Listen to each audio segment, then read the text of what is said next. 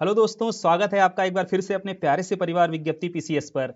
काफ़ी टाइम हो गया है, संजीवनी सीरीज भी खत्म हो चुकी है। लेकिन अब जैसे आप लोग बोल रहे हैं कि संजीवनी सीरीज शुरू की जाए, तो संजीवनी सीरीज में जैसे ज्योग्राफी करा दिया गया या करंट अफेयर्स के जो वीडियो करा दिए गए, कुछ अलग तो पूछेगा नहीं भाई यूपी पीसीएस में। सेम चीज़ें पूछने वाला है, तो आपको क्या करना है, उन्हीं को बार बार से रिवीजन करना है। जो वीडियोस दे दिए गए हैं उन्हें क्या करना है, रिवाइज करना है बार बार से।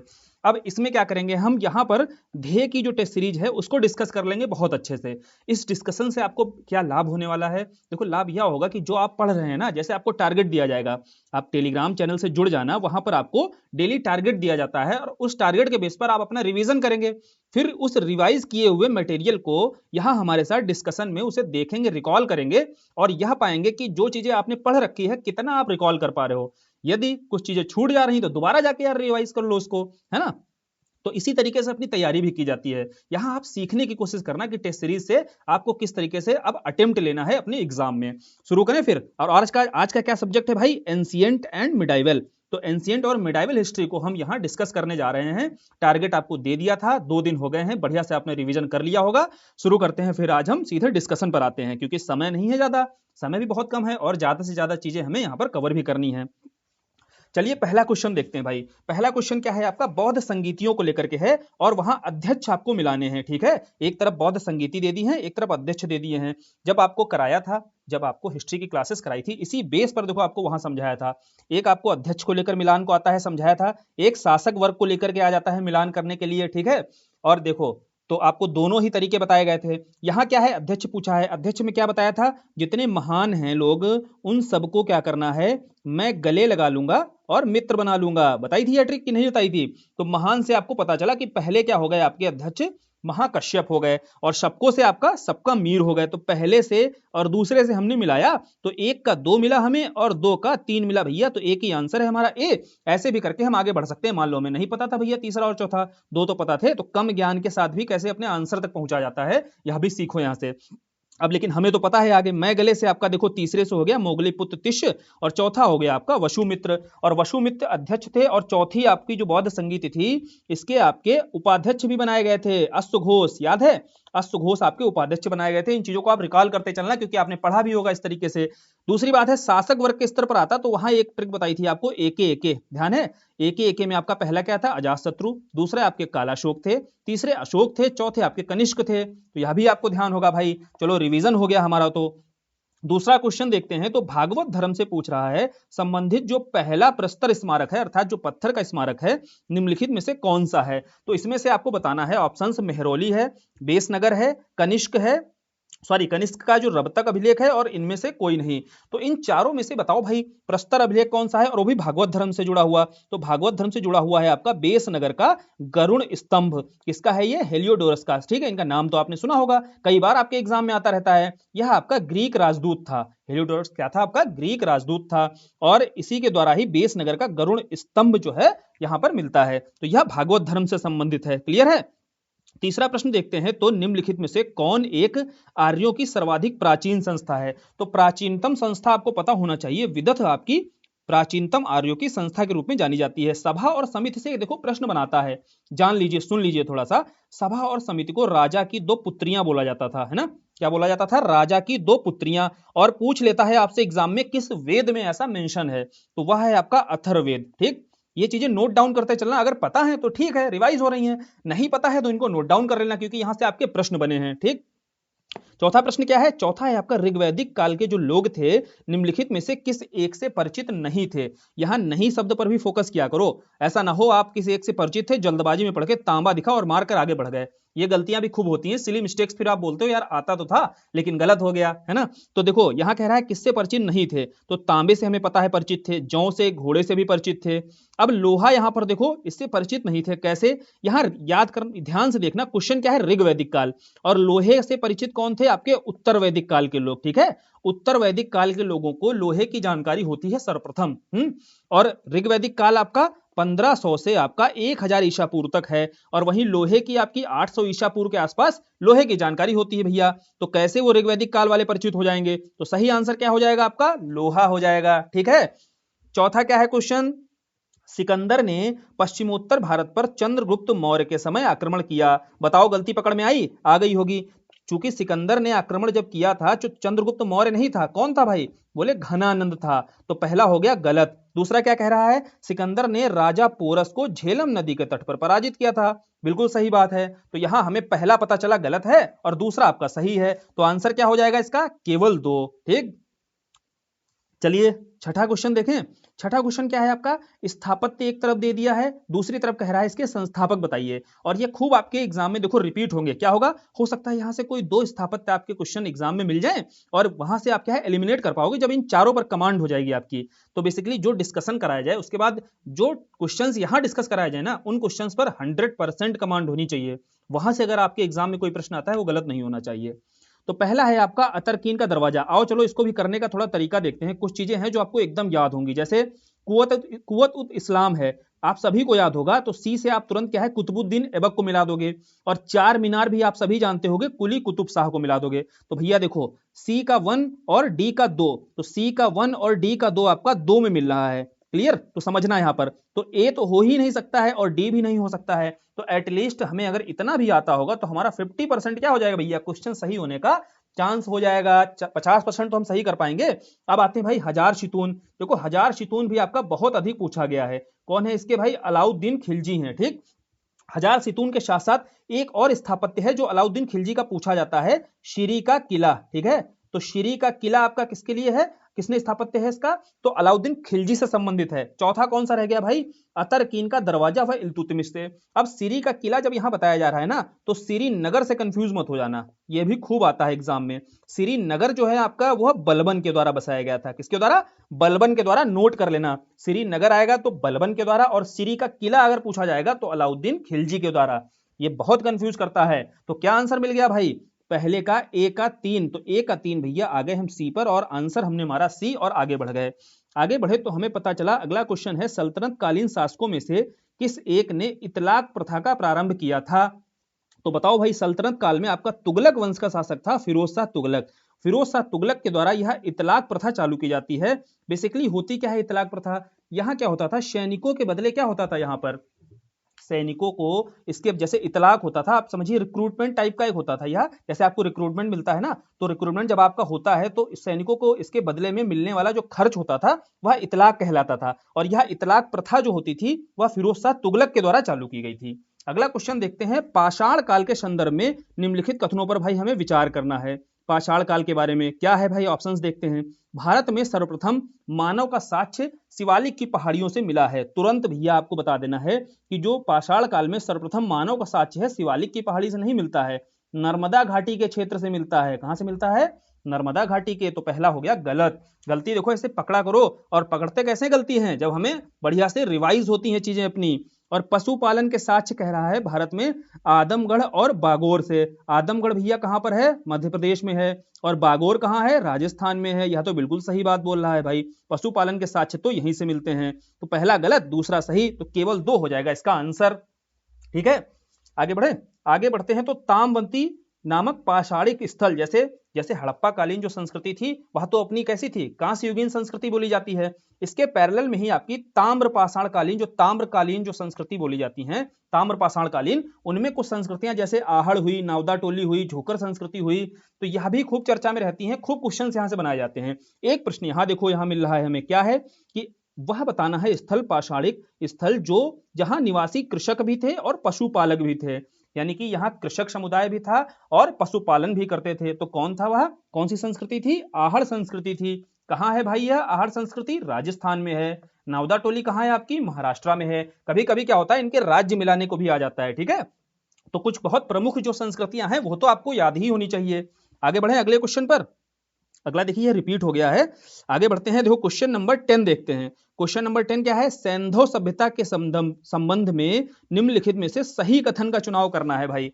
तो सही कथन आपका पहला देखते हैं क्या दिया हुआ है।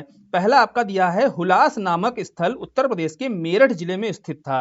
तो क्या यह सही है? बोले बिल्कुल नहीं सही है। क्यों? क्योंकि हुलास जो स्थल है यह मेरठ जिले में ना होकर के किस जिले में है? सहारनपुर में है। ठीक है, पहला हमने कर दिया गलत। दूसरा क्या कह रहा है, हड़प्पा सभ्यता की लिपि के वाचन से पता चला है कि सभ्यता के लोगों का सुमेरियन सभ्यता के लोगों से व्यापारिक संबंध है। इसको कैसे गलत करोगे भाई, इसको गलत ऐसे करोगे, ये बताओ कि हड़प्पा काल की जो लिपि है अभी तक पढ़ी गई है, पढ़ी जा सकी है? बोले नहीं पढ़ी जा सकी है, तो गलत हो जाएगा। बोले हाँ बिल्कुल गलत हो जाएगा, दूसरा गलत। तीसरा कह रहा है हड़प्पा वासियों को सोने, चांदी और लोहे की जानकारी थी। बोले यार सोने की थी, चांदी की थी, हमने पढ़ा है, लेकिन लोहे की नहीं थी। लोहे की हुई जानकारी उत्तर वैदिक काल में। हड़प्पा काल में क्या था, सोने, चांदी, तांबे और कांसे। ठीक है, इसके अलावा किसकी किसकी थी, तांबे की थी और कांसे की थी। इन चार धातुओं की जानकारी थी, तो लोहे की नहीं थी भैया, गलत दे दिया, यह भी गलत हो गया। तो तीन जब गलत हो गए तो चौथा तो स्वतः ही सही हो जाएगा।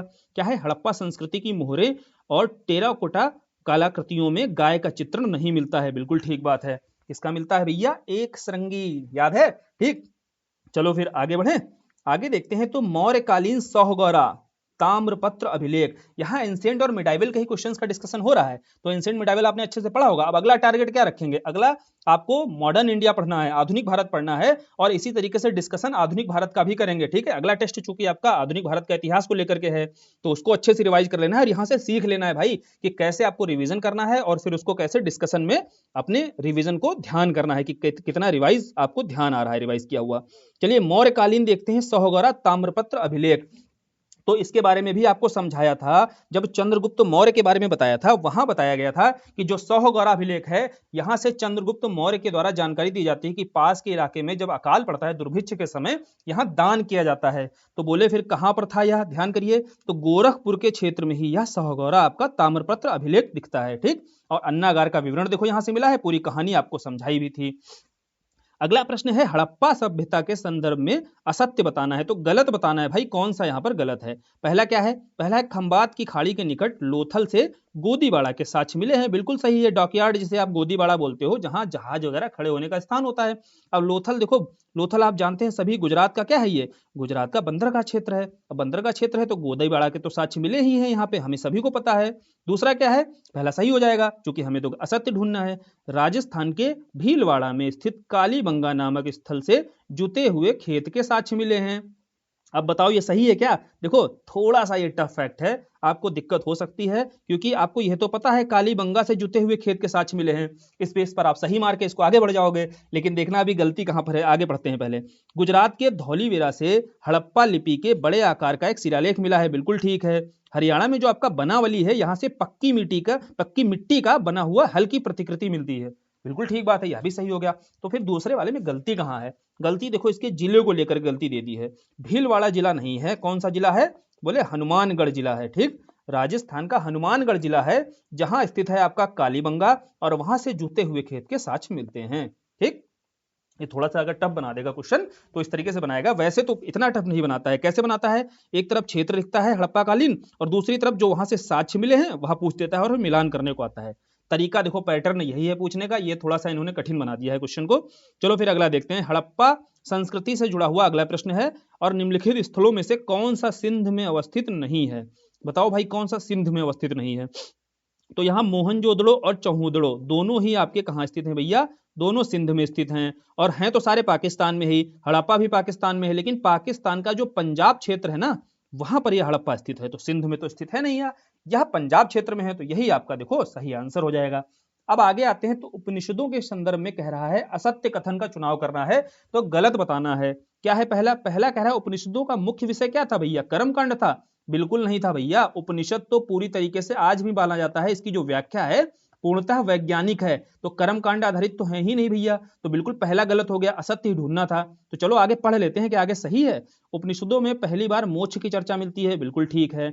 नचिकेता आख्यान जो है आपका कठोपनिषद में किया गया है, ठीक भाई। यम नचिकेता आख्यान आपसे पूछता है किस उपनिषद में है, तो आपको ध्यान रखना है कठोपनिषद में है। ठीक, यह भी ठीक है। और जो चारों आश्रम हैं यह जाबालोपनिषद में मिलते हैं, यह भी सही बात है। कुछ उपनिषदों को लेकर के आपके प्रमुख प्रश्न बनाए जाते हैं और आगे भी हो सकता है मिल जाए। जैसे देखो कठोपनिषद को लेकर के यहाँ पर क्या दिया हुआ है, यहाँ दिया है यम नचिकेता का संवाद, आपको दिखाई देगा यहाँ पर। ठीक, कठोपनिषद आपने नोट कर लिया। दूसरा देखो यहाँ पर कौन सा है, जाबालोपनिषद है, तो जाबालोपनिषद में क्या है आपका, यहाँ 4 आश्रम आपको दिखाई दे रहे हैं।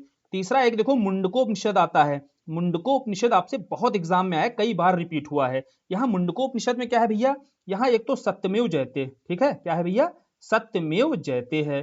दूसरा क्या है भैया, यज्ञ की तुलना किससे की गई है, यहाँ पर यज्ञ की तुलना टूटी नाव से की जाती है, ठीक है। यह भी आपके एग्जाम में खूब क्वेश्चन बनता है, किससे, मुंडकोपनिषद से, जाबालोपनिषद से, मुंडकोपनिषद से, कठोपनिषद से और आपका छांदोग्य उपनिषद से। 2-4 प्रश्न हैं आपके जो कई बार बनते हैं आपके एग्जाम में। दूसरा एक और बनता है भाई, बृहदारण्य उपनिषद। बृहदारण्य उपनिषद में आगे आपको हालांकि प्रश्न भी मिलेगा, यहीं पर आपका कथन मिलता है तमसो मां ज्योतिर्गमय, ठीक है, तमसो मां ज्योतिर्गमय, तुम सो जाओ मां, मैं ज्योति के पास जा रहा हूं, है ना, यही है कुछ, ऐसा कुछ नहीं है, ठीक है, मुझे अंधकार से मां किधर ले जाओ, प्रकाश की ओर ले जाओ, ठीक है। तो यह किसमें मिलता है, यह बृहदारण्य उपनिषद में मिलता है।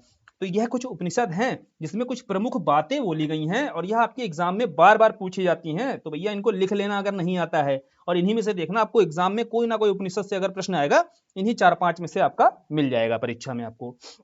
15 नंबर देखते हैं भाई, तो वैदिक काल में कह रहा है इससे संबंधित कथनों पर विचार करना है। क्या है, पहला है आपका अपाला, घोषा, लोपामुद्रा, ये जो विदुषियां हैं इन्होंने कुछ वेद मंत्रों की रचना की है, ठीक की है, बिल्कुल की है, हमने पढ़ा है इसको जब वैदिक काल पढ़ा था, ऋग्वैदिक काल में। भैया कर्म कांड वगैरह तो उत्तर वैदिक काल में आके बढ़ गए ना, ऋग्वैदिक काल में तो थी ही ना ये जितनी विदुषी हैं, अपाला, घोषा, लोपामुद्रा वगैरह।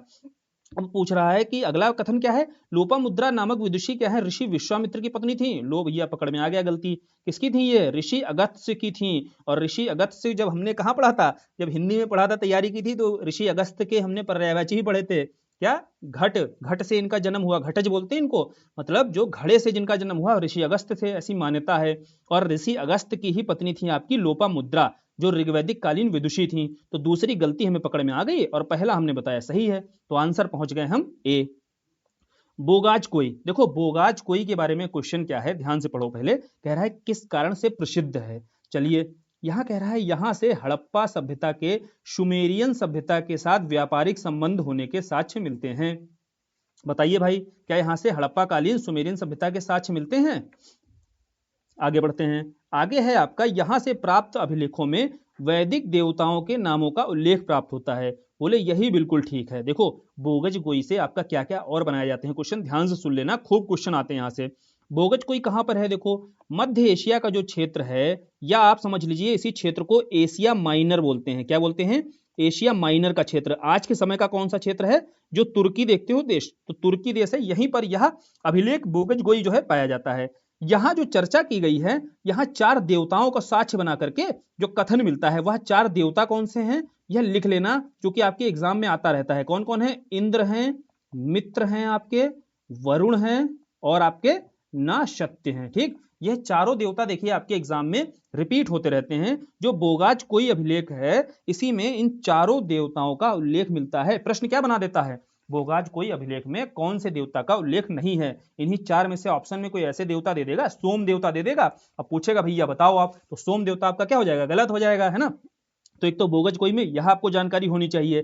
दूसरा देखो यही वैदिक देवता हैं जिनके नामों का उल्लेख मिलता है, तो यहां से हमें अपना आंसर भी मिल गया।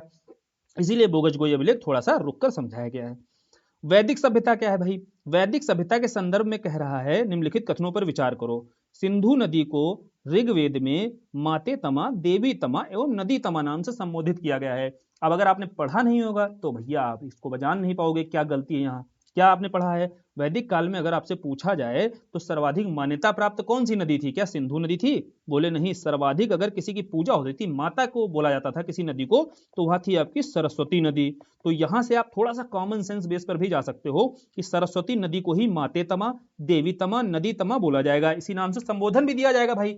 जिसको आज आप माँ किसको बोलते हो भाई, गंगा नदी को बोलते हो, सर्वाधिक मान्यता प्राप्त है। उस समय सर्वाधिक पूजनीय कौन थी, सरस्वती नदी थी, तो उसे नदी तमा बोला जाएगा। तो पहला देखो क्या हो गया आपका, गलत हो जाएगा इस बेस पर। दूसरा कह रहा है दसराग जो युद्ध है, 10 राजाओं का युद्ध हमने पढ़ा था, वह विपाशा नदी के तट पर हुआ था, क्या आप बताओ। बोले नहीं भैया, देखो यहाँ ये गलती है, क्या है, दसराग युद्ध जो आपका राजा सुदास, उस समय भरत कुल के राजा थे राजा सुदास, और जो 10 राजाओं का युद्ध था, तो यह किस नदी पर था, बोले परुष्णी नदी पर। और परुष्णी नदी को आज के समय किस नदी के रूप में जानते हैं, रावी नदी के, ठीक। तो रावी नदी के तट पर 10 राजाओं का और राजा सुदास का युद्ध लड़ा जाता है, तो दोनों यहां पर गलत हैं। तो सही आंसर क्या होगा, डी, ना तो 1 ना तो 2।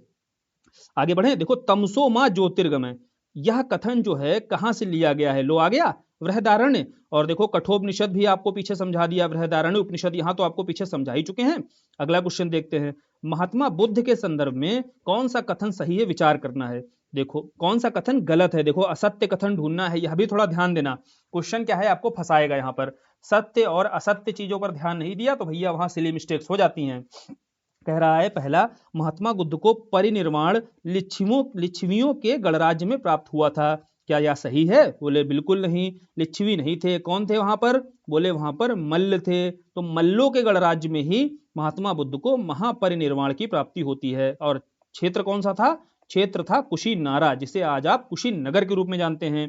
दूसरा प्रश्न क्या है, बुद्ध ने अपने जीवन की अंतिम वर्षा ऋतु श्रावस्ती में व्यतीत की, बताइए ये बात सही है क्या, बोले बिल्कुल नहीं, अंतिम जो वर्षा ऋतु उन्होंने बिताई थी वैशाली में, ठीक है, वाष्य वर्षा ऋतु वाष्य वैशाली, ऐसे ध्यान रखना भाई। और दूसरा क्या है, श्रावस्ती उनकी प्रिय नगरी थी, जब हमने यूपी स्पेशल पढ़ा था वहां बताया था इनकी प्रिय नगरी थी, इसीलिए अगर सर्वाधिक उपदेश पूछा जाएगा बुद्ध ने कहां पर दिए हैं तो इसी श्रावस्ती में दिए हैं। अंतिम वर्षा ऋतु कहां व्यतीत की भैया, वैशाली में व्यतीत की। और अंतिम समय जब परिनिर्वाण महापरिनिर्वाण की प्राप्ति हुई तो मल्लों के गणराज्य में होती है भाई, तो ये दोनों स्टेटमेंट गलत दिए हुए हैं, आंसर क्या हो जाएगा, सी हो जाएगा।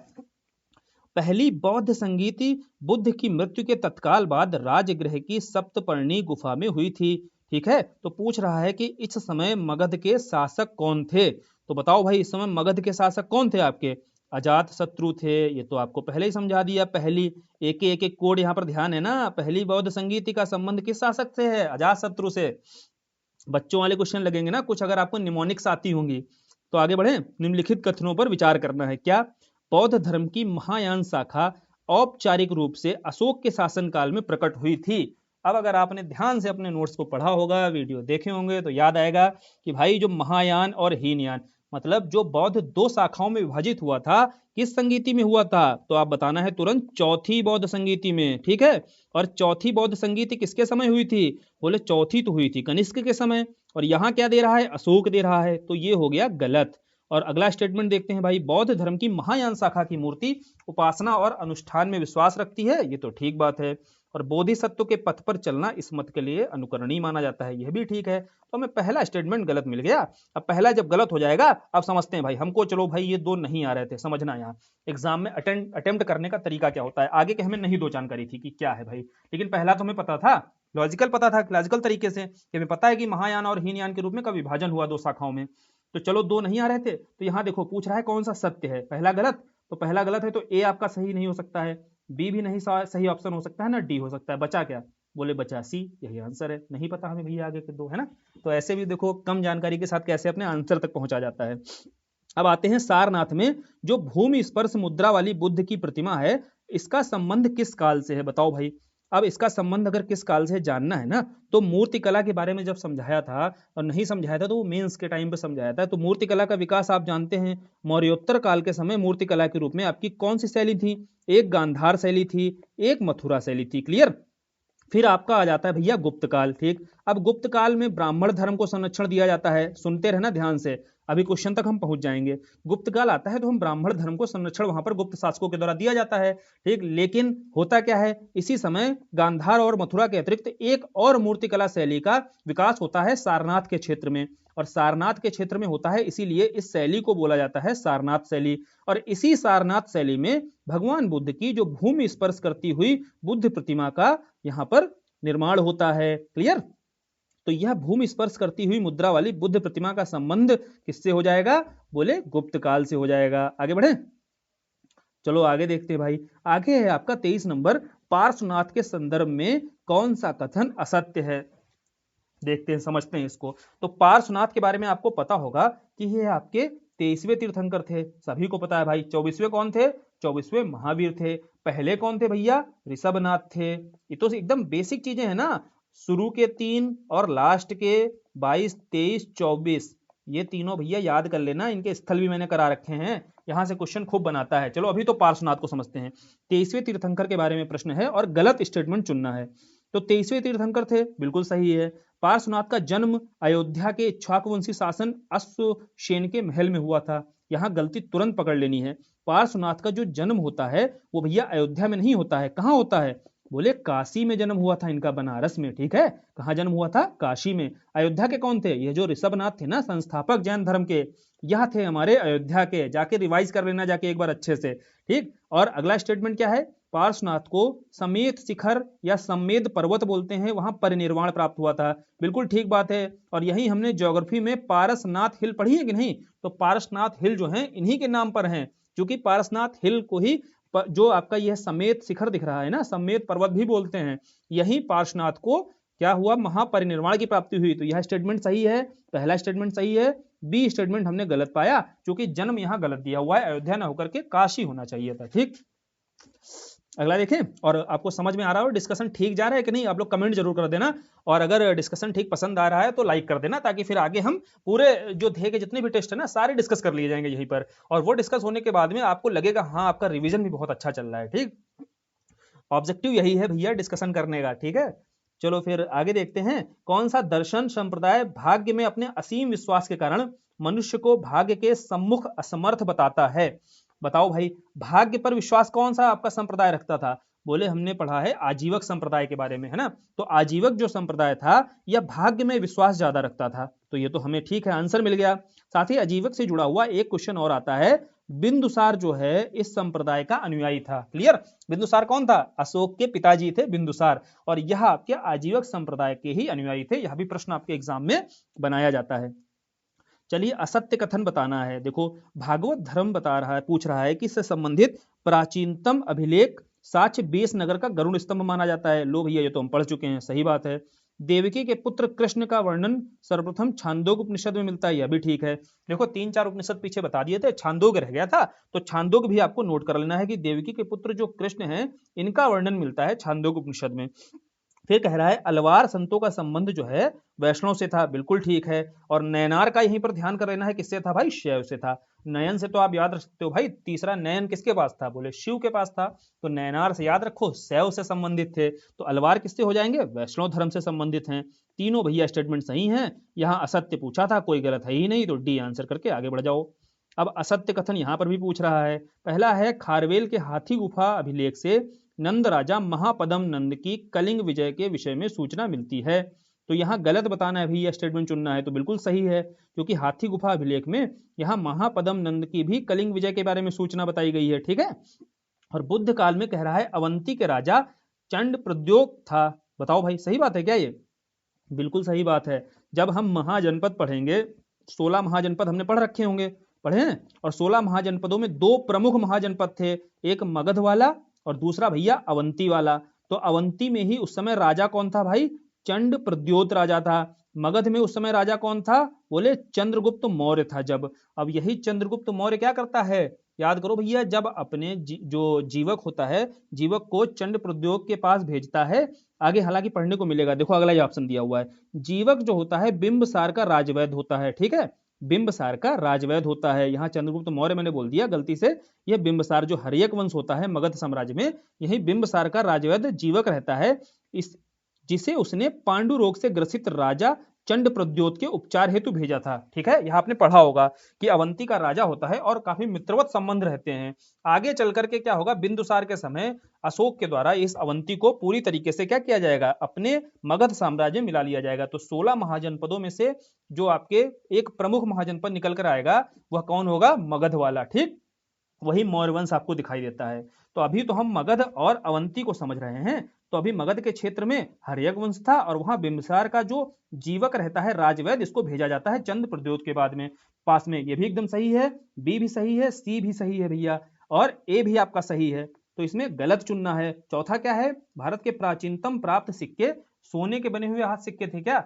बिल्कुल गलत है। किसके थे हाथ सिक्के बने हुए? चांदी के बने होते थे। तो लो, हमें गलती पकड़ में आ गई और डी आपका हो जाएगा आंसर। आगे बढ़े, अगला क्वेश्चन। तो यूनानी आक्रमण कह रहा है, इससे संबंधित निम्नलिखित कथनों पर सत्य कथन चुनना है। बताओ भाई, सत्य कथन क्या होगा? पहला है सिकंदर ने रावी के तट पर पोरस, राजा पोरस को पराजित किया था। इसमें गलती क्या है भैया? रावी नदी नहीं थी, कौन सी थी? झेलम नदी थी। पहली गलती हमें मिल गई, चूंकि हमें सत्य बताना है। सिकंदर के हमले के समय उत्तर भारत पर शुंग वंश का शासन था? बिल्कुल नहीं। किसका था? नंद वंश का था। इस समय कौन था आपका? घनानंद था। ठीक है, फिर सिकंदर 325 ईसा पूर्व चंद्रगुप्त मौर्य से पराजित हुआ था? ये बताइए भैया। यह भी ठीक है, आगे क्या, सॉरी यह भी गलत है आपका। ठीक है, 325 ईसा पूर्व में चंद्रगुप्त मौर्य से पराजित हुआ था क्या? किसी से पराजित नहीं हुआ था भैया, उसने राजा पोरस को पराजित किया था। ठीक, अब अगला क्वेश्चन क्या, अगला क्या है ऑप्शन, मगध का राजा घनानंद सिकंदर का समकालीन था। ये तो पीछे भी समझाया भैया, इसी आधार पर तो बी गलत हुआ है। तो ठीक है, हमें सत्य बताना था, डी हमारा सही हो जाएगा। सम्राट हर्षवर्धन ने 2 महान धार्मिक सम्मेलनों का आयोजन कहां पर किया? बताओ। कन्नौज में किया था और प्रयागराज में किया था। और प्रयागराज में ही आपका महामोक्ष परिषद, पता है ना, महामोक्ष परिषद हर 5वें वर्ष में यहाँ इसका आयोजन किया जाता था।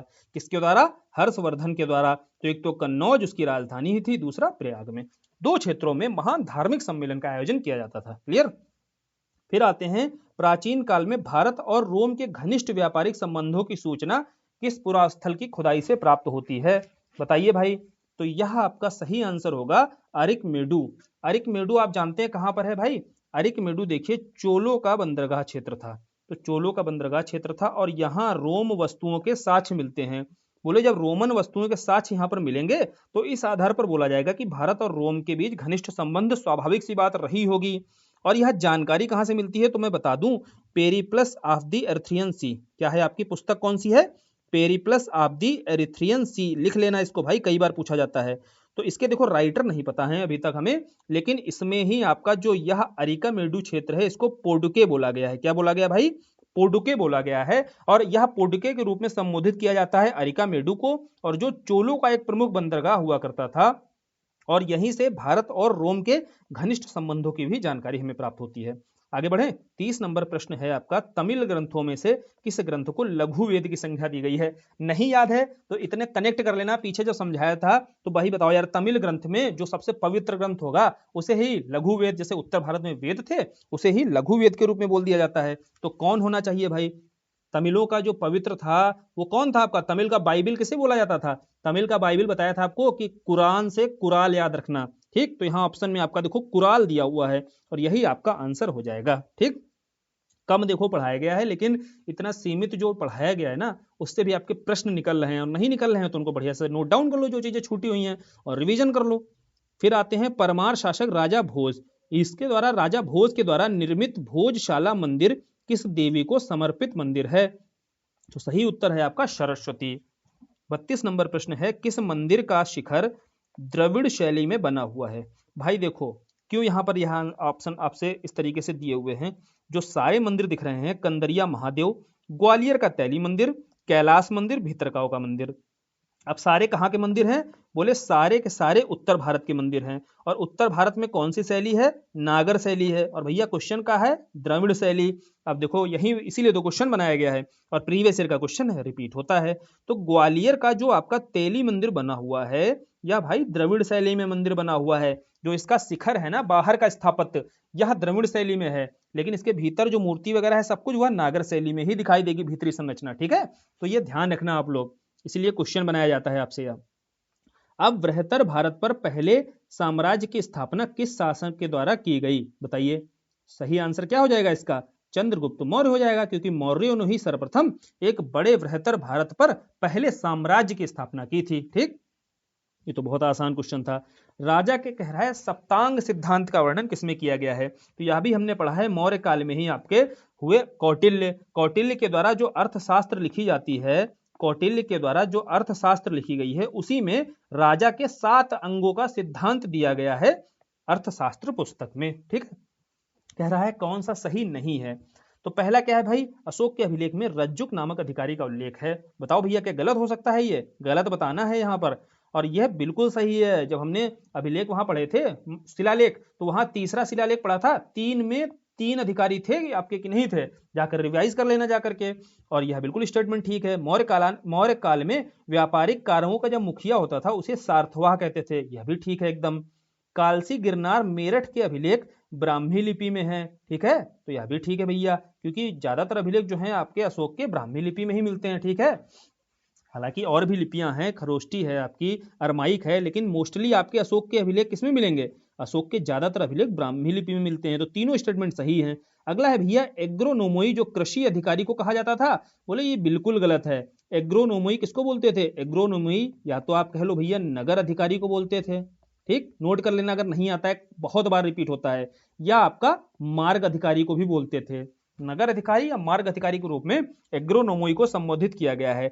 यही कृषि अधिकारी दिया है या कृषि सिंचाई अधिकारी, तो वह आपका था एरिस्टोनोमोई, क्योंकि आप कंफ्यूज हो सकते हो भैया। अब यह एग्रोनोमोई जो चर्चा की गई है, यह समझिए आपका अर्थशास्त्र में, कौटिल्य के अर्थशास्त्र में यह एग्रोनोमोई जो पद है इसकी चर्चा की जाती है। और जो एरिस्टोनोमोई है, मौर्य काल में ही मेगस्थनीज हुआ, उसकी इंडिका में यह शब्द मिलता है एरिस्टोनोमोई, जो आपका कृषि सिंचाई अधिकारी या कृषि अधिकारी से संबंधित था। ठीक, दोनों आप नोट डाउन कर लेना, इसीलिए बोला भैया कापी आप लेकर बैठो, जो चीजें बताई जाए वो भी सब बहुत जरूरी है आपके एग्जाम के लिए। फिर आते हैं समंत पाशादिका। यह ग्रंथ जो है, नामक ग्रंथ, इसके लेखक कौन है बताओ भाई? इसके जो लेखक हैं आपके बुद्ध घोष हैं। और समंत जो पादाशिका है, यह अवंती को, समझिए जब अवंती को भैया जीत कर अपने राज्य में मिला लिया जाता है, बताया था ना कि बिंदुसार के समय, बिंदुसार के जो पुत्र होते हैं अशोक जी, इनके द्वारा क्या किया जाता है, अवंती को, जो महाजनपद मजबूत होता है मगध के अलावा, इसको जैसे ही अपने साम्राज्य में मिला लिया जाएगा, इसकी जो चर्चा की गई है वह समंत पाशादिका में की गई है। और इसके लेखक हैं आपके बुद्ध घोष। क्लियर? अगला प्रश्न क्या है भाई? निम्नलिखित में से किस अभिलेख में सौराष्ट्र प्रदेश गुजरात है, इसमें चंद्रगुप्त मौर्य के प्रांतीय राज्यपाल पुष्यगुप्त द्वारा सिंचाई के बांध का निर्माण का उल्लेख मिलता है? बहुत अच्छे से कराया था। जूनागढ़ शिलालेख के बारे में जब बताया था, रुद्रदमन के जूनागढ़ अभिलेख से हमें जानकारी मिलती है कि सर्वप्रथम भैया जो यह सिंचाई के लिए बांध बनाया गया था, वह किसके द्वारा किया गया था? चंद्रगुप्त मौर्य के ही राज्यपाल थे पुष्यगुप्त। ठीक है, तो यह जानकारी हमें देखो सर्वप्रथम कहां से मिली? रुद्रदमन के जूनागढ़ शिलालेख से मिलती है। बहुत अच्छे से इसको कराया था। निम्नलिखित में से कौन सा कथन सही नहीं है, गलत बताना है? तो देखो घोषिताराम मठ जो है नालंदा में है, बिल्कुल गलत है। देखो यही दिया हुआ है, सारे मठ जो दिए हुए हैं यह उत्तर प्रदेश के दिए हुए हैं, तो इनको याद कर लेना। ये कोई ना कोई घुमा फिरा कर देखो आपके एग्जाम में आता रहता है। तो घोषिताराम मठ जो है आपका नालंदा में ना होकर के कहाँ है? कौशाम्बी में है। ठीक, और रामाभर स्तूप ये कुशीनगर में ही है। सहेत महत देखो श्रावस्ती में है, और धमेक आपका सारनाथ में है। दो आसान है, सहेत महत और धमेक। सहेत महत कहाँ है भैया? श्रावस्ती में है। और धमेक कहाँ है? सारनाथ में है। अगला क्वेश्चन देखते हैं भाई। अगला प्रश्न क्या है? निम्नलिखित में से सही विकल्प बताना है। श्रीलंका स्थित अनुराधापुर के प्राग अशोक ब्राह्मी लिपि का पता चलता है। देखो श्रीलंका में जो अनुराधापुर है, यहाँ से प्राग अशोक समझते हो ना, अशोक के पहले, जैसे अशोक के पहले बिंदुसार हुए है ना, तो बिंदुसार या उनके पहले की जानकारी जो भी है वह ब्राह्मी लिपि का पता चलता है यहाँ से। क्या? अनुराधापुर से। बोले बिल्कुल ठीक है, सही चीज है, या सही कथन दिया हुआ है। और खरोष्टी लिपि आपकी दाई से बाई की ओर लिखी जाती थी, यह भी ठीक है बिल्कुल। खरोष्टी लिपि बिल्कुल उसी तरह लिखी जाती थी जैसे उर्दू लिखते हो आप। उर्दू कैसे लिखते हो आप? दाई बाई ओर लिखते हो। दोनों स्टेटमेंट एकदम ठीक हैं। आ जाते हैं अगले स्टेटमेंट पर। सही नहीं बताना है। तो एग्रोनोमोई मार्ग निर्माण हम पीछे ही कर चुके हैं भैया, वहां कृषि सिंचाई दिया हुआ था तो गलत हो गया था, यहाँ तो ठीक दिया हुआ है। पातवाध्यक्ष भैया तौल माप तौल अधिकारी होता था, यह भी भैया एकदम ठीक दिया हुआ है। सूनाध्यक्ष देखो बूचड़खाने का प्रभारी होता था, ठीक दिया हुआ है। अक्राध्यक्ष देखो यहाँ दे रखा है वाणिज्य विभाग, बताओ सही है क्या? बिल्कुल गलत है। अक्राध्यक्ष किसका था? अक्राध्यक्ष जो होता था वो माइंस का या खान वगैरह का, खान निरीक्षक जो होते थे उसे अक्राध्यक्ष बोला जाता था। फिर वाणिज्य वगैरह का अधिकारी कौन होता था? तो वाणिज्य विभाग का अधिकारी पणयाध्यक्ष बोला जाता था। लिख लेना भैया, कौन था? पणयाध्यक्ष होता था। और अक्राध्यक्ष खान से संबंधित होता था। ठीक है, माइन ऑफिसर जिसको आज बोलते हो। तो डी हो जाएगा आपका इसका सही। फिर मौर्य काल में धर्मस्थी और कंटक शोधन समझते हैं भैया। धर्मस्थी और कंटक शोधन आंसर मिल जाएगा। देखो जितने आपके मौर्यकालीन में सिविल मामले होते थे वो धर्मस्थी से संबंधित होते थे, उसके लिए जो शब्द है गढ़ा गया था धर्मस्थी बोला गया। और जो कंटक शोधन होता था वह आपका क्रिमिनल मामलों के लिए जुड़ा हुआ शब्द होता था। जो क्रिमिनल मामलों से जुड़ी हुई शब्दावली थी उसे कंटक शोधन बोलते थे, और जो सिविल मामलों से जुड़ी हुई शब्दावली थी उसे धर्मस्थी बोलते थे। सही उत्तर होगा आपका न्यायालय। ठीक है, किससे संबंधित है ये? न्यायालय से। अब मेगास्थनीज ने इंडिका में मौर्य साम्राज्य के 7 वर्गों में विभाजन, देखो हाँ यहाँ देखो ये क्वेश्चन देखो आता है आपके एग्जाम में। मौर्य काल में जो मेगास्थनीज आया तो उसने इंडिका लिखी, हाँ इसकी पुस्तक भी पूछ देता है कभी कभी। और यहाँ प्रश्न है कि उसने मौर्यकालीन जो समाज था उसको 7 वर्गों में विभाजित किया। क्वेश्चन देखो एक यहां से बनता है, 2-3 तरीके से प्रश्न बनाया जाता है कि कितने वर्गों में विभाजन किया, तो 7 वर्गों में। तो इंद्रधनुष में कितने रंग, 7 रंग, तो ऐसे भी याद रखना आप इस चीज को। फिर बोल रहा है कि इसमें से कौन सी श्रेणी से संबंधित नहीं थी, जो उसने 7 समाज के वर्ग बांटे थे, वो 7 वर्ग कौन कौन से थे, देखो लिख लो यहां पर। सबसे पहले उसने बताया दार्शनिक वर्ग है, ठीक है। दूसरा वर्ग उसने बताया कृषक वर्ग है। जैसा देखता था कि पेशे से लगे हुए लोग हैं ना, उनको उसी आधार पर बता देता था कि यह इतने वर्ग होते थे उस समय के समाज में। जैसे कुछ देखा दर्शन वर्शन कर रहे हैं, बोले ये दार्शनिक हैं। कुछ देखा खेती वेती कर रहे हैं, कुछ देखा पशुपालन कर रहे हैं, तो एक पशुपालक वर्ग बताया। एक उसने भैया कारीगर वर्ग बताया, ठीक है। और एक योद्धा, युद्ध से जो जुड़े हुए थे उनको योद्धा बताया। फिर एक निरीक्षक बताया भैया, जो देखरेख वगैरह में लगे रहते थे। और सबसे लास्ट उसने सभासद बताया। तो यहाँ हमने 7 वर्ग देख लिए, जो 7 वर्गों में उसने समाज को बांटा था। बचा भैया कौन सा, इसमें देखो कृषक भी है, पशुपालक भी है, दार्शनिक भी है, सब बताया था उसने। दास नहीं बताया था। पूछा जाता है कि भैया मेगास्थनीज को दिखा ही नहीं कि भारत में दास व्यवस्था थी उस समय, क्योंकि जिस तरीके की दास व्यवस्था उसके समाज में चलती थी ना, वह उसको भारत के समाज में नहीं दिखाई दी। तो उसे लगा कि भारत में दास प्रथा है ही नहीं, तो इसलिए उसने दासों का वर्णन नहीं किया है अपने समाज में, जो उसने वर्गीकरण किया है। क्लियर। तो निम्नलिखित में से कह रहा है किस शासक के सिक्कों पर बुद्ध का अंकन मिलता है। बताओ भाई कौन से शासक हैं जिनके सिक्कों पर बुद्ध का अंकन मिलता है। तो कनिष्क है आपका वह शासक। कनिष्क आप जानते हैं कुषाण वंश का महान शासक हुआ। अब कुषाण वंश क्या थे आपके, बाहरी थे, है ना। बाहरी तो थे ही भैया।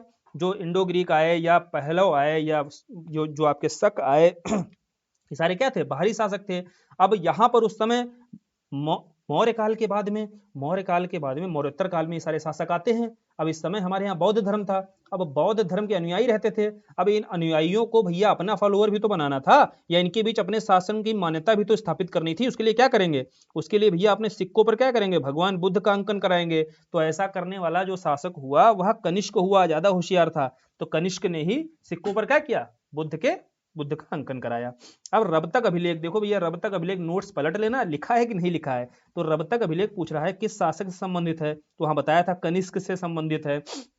अब इसके अलावा और एक जानकारी क्या दी थी, बताया था ना कि रब तक अभिलेख में 4 क्षेत्रों का वर्णन किया गया है। वह 4 क्षेत्र कौन से थे, तो वहां ट्रिक बताई थी एक, कि रब तक अगर जाना है भैया, तो एक शॉकिंग बात बताऊं आपको, है शॉकिंग बात यह है कि चंपा को अपने पुत्र को छोड़कर कहाँ जाना होगा, कोसों दूर जाना होगा, है ना। तो भैया शॉकिंग से साकेत था, और चंपा से देखो चंपा क्षेत्र था, पुत्र से पाटलिपुत्र था, कोसों से कौशाम्बी था। ठीक है, यह 4 क्षेत्र हैं जो रब तक अभिलेख में आपके मिलते हैं, और शासक आपका है कनिष्क। क्लियर है। अब आते हैं इसमें सही सुमेलित कौन सा है। देखो जूनागढ़ आपका सातवाहनों से था, बिल्कुल नहीं भैया, रुद्रदामन था। और रुद्रदामन क्या था आपका, शक था। पहली गलती हम पा गए। गांधार देखो क्या शकों के समय थी गांधार शैली, बोले नहीं, यह भी बिल्कुल गलत है। गांधार शैली देखो मौर्योत्तर काल में थी या कुषाणों के समय थी। ठीक, कुषाण वंश के जो शासक थे, इन्होंने संरक्षण दिया था ना गांधार शैली को। तो भैया ये तो मौर्योत्तर काल के थे, यहाँ तो शक दे रहे हैं। ठीक है, तो ये भी गड़बड़ हो जाएगा, शक नहीं थे, सॉरी, मतलब मौर्योत्तर तो थे ही, मौर्योत्तर के भीतर भी आपके कुषाण वंश थे। ठीक, अब भीतरी स्तंभ लेख का संबंध किससे है, समुद्रगुप्त से नहीं है, स्कंदगुप्त से है। बहुत आसान क्वेश्चन नहीं है, बहुत रिपीट होते हैं। फिर 3 हमें पता है, नहीं पता था हमें भैया तक्षशिला लेख। हम कह रहे नहीं जानकारी है हमें तक्षशिला लेख की, तो इन तीनों की तो जानकारी है। तो ये तीनों गलत दिए हुए हैं, तो हमें नहीं पता, तब भी हमारा आंसर तो मिल गया हमें। तो इस आधार पर अपने आंसर तक भी पहुंचा जाता है। बाकी तक्षशिला लेख में जो पतित है यह बिल्कुल सही है, जो स्थान है। और इसी को आपको तक्षशिला लेख को मोगा लेख भी बोला जाता है, क्योंकि मोगा वहां उस समय राजा हुए थे, उनके नाम पर भी यह मोगा लेख के रूप में भी जाना जाता है। ठीक, आगे बढ़े। अब असत्य बताना है। देखो गलत, गलत क्या है, सातवाहन शासकों ने सोने और चांदी और तांबे के सिक्के जारी किए। बताओ भैया गलती पा गए इसमें, गलती मिल गई कि सोने के नहीं किए थे, चांदी तांबे प्लस शीशे के, चांदी तांबे और शीशे के सिक्के जारी किए थे। ठीक है, तो अब यहां गलती हमें मिली, तो पहला स्टेटमेंट हो गया गलत। दूसरा भैया, दूसरा है गुप्त शासकों ने, यहां असत्य ही बताना था, वैसे तो हमें आंसर मिल चुका है। और फिर है गुप्त शासकों ने सोने और चांदी के सिक्के जारी किए, ठीक है।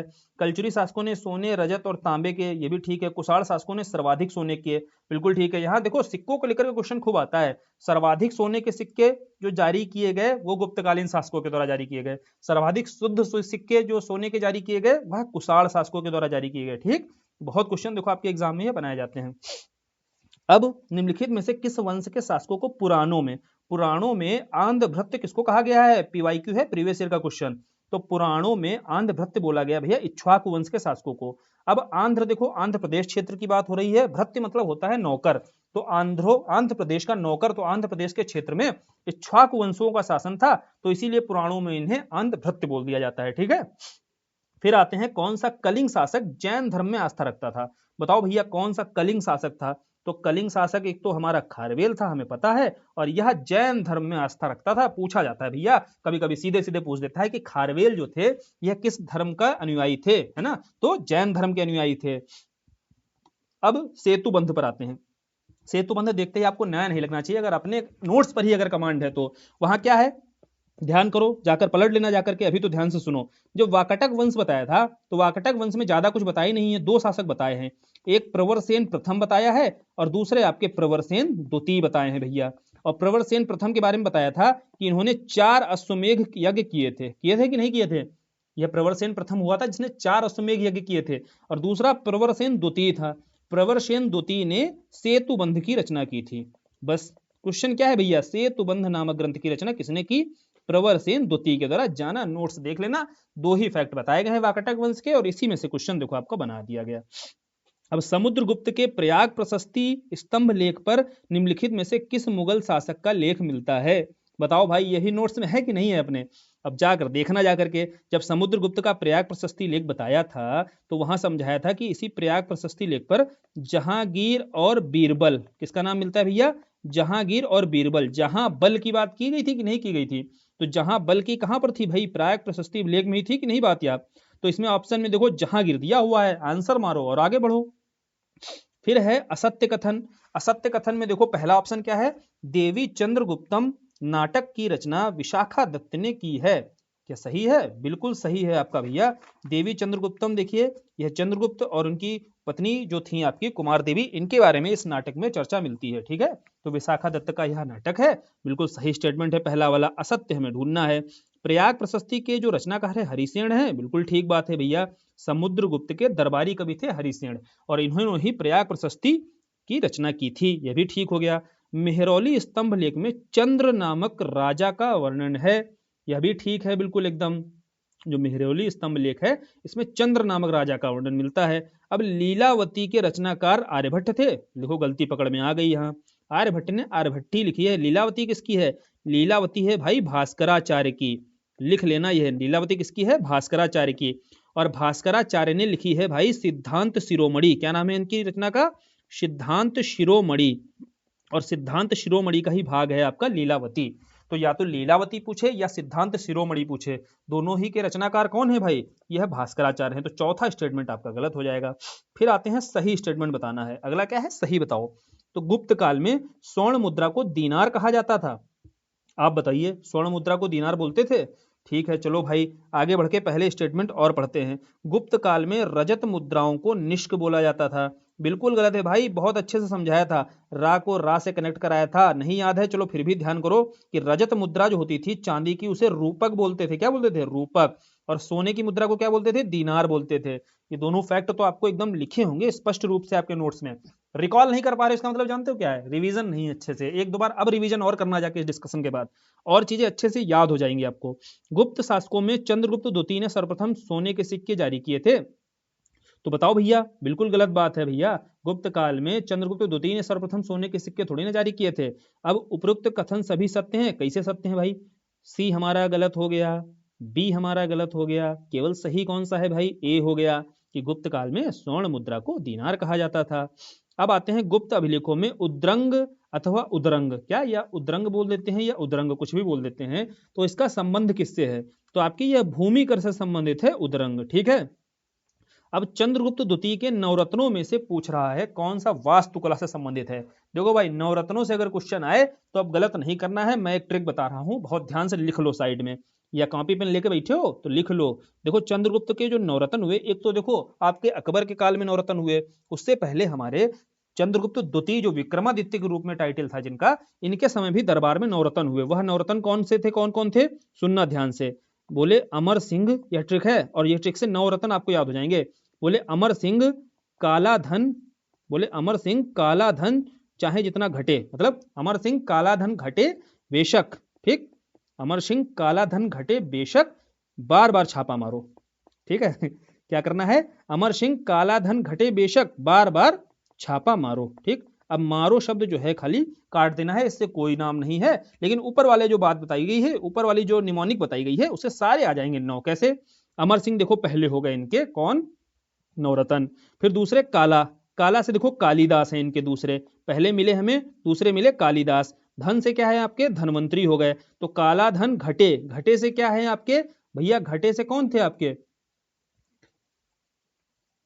घटे से कौन से थे, घटकर, शायद घटकर थे, ये थोड़ा सा आप देख लेना, ये मुझे याद नहीं आ रहा है। और वेशक से देखो, वे से आपके थे वेताल भट्ट, ठीक है, वे से आपके कौन थे, वेताल भट्ट थे, ठीक, और शक से आपके कौन से थे, शंकु थे। तो चौथे देखो आपके घटकर करके थे, शायद घटकर ही थे। और पांचवें आपके देखो वे से आपके वेताल भट्ट थे, शक से आपके शंकु थे। और बार बार, बार बार में देखो एक वार से आपके वारामिहिर थे, और एक आपके देखो वार से वार रुचि थे। 8 हुए, एक वारामिहिर थे और एक आपके वार रुचि थे, तो इसलिए बार बार देखो 2 बार बोला गया है। और छापा से आपके, छप से आपके छपड़क थे। ये हो गए 9 हमारे क्या, नवरत्न। और नवरत्नों का देखो निमोनिक्स क्या है, अमर सिंह काला धन घटे बेशक बार बार छापा मारो।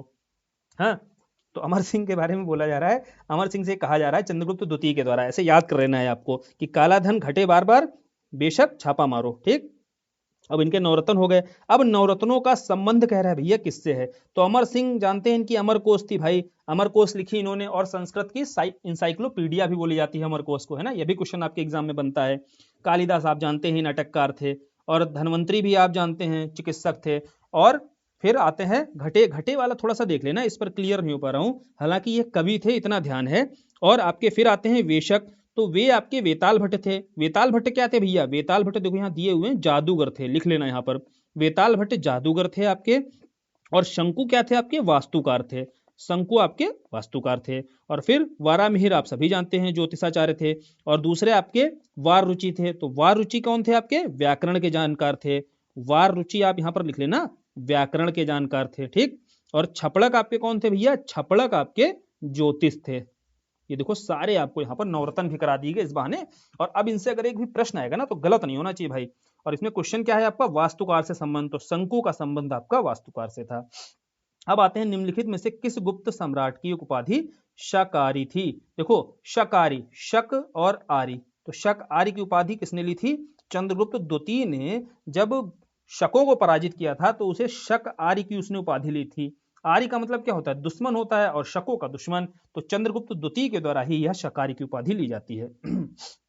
अब आते हैं निम्नलिखित में से कौन सा कथन असत्य बताना है, तो गलत कौन सा है भाई, तो गलत देखो इसमें से देखना है, गुप्त काल में ताम्रलिप्त भारत का एक प्रमुख बंदरगाह था, बताइए ये ठीक है एकदम।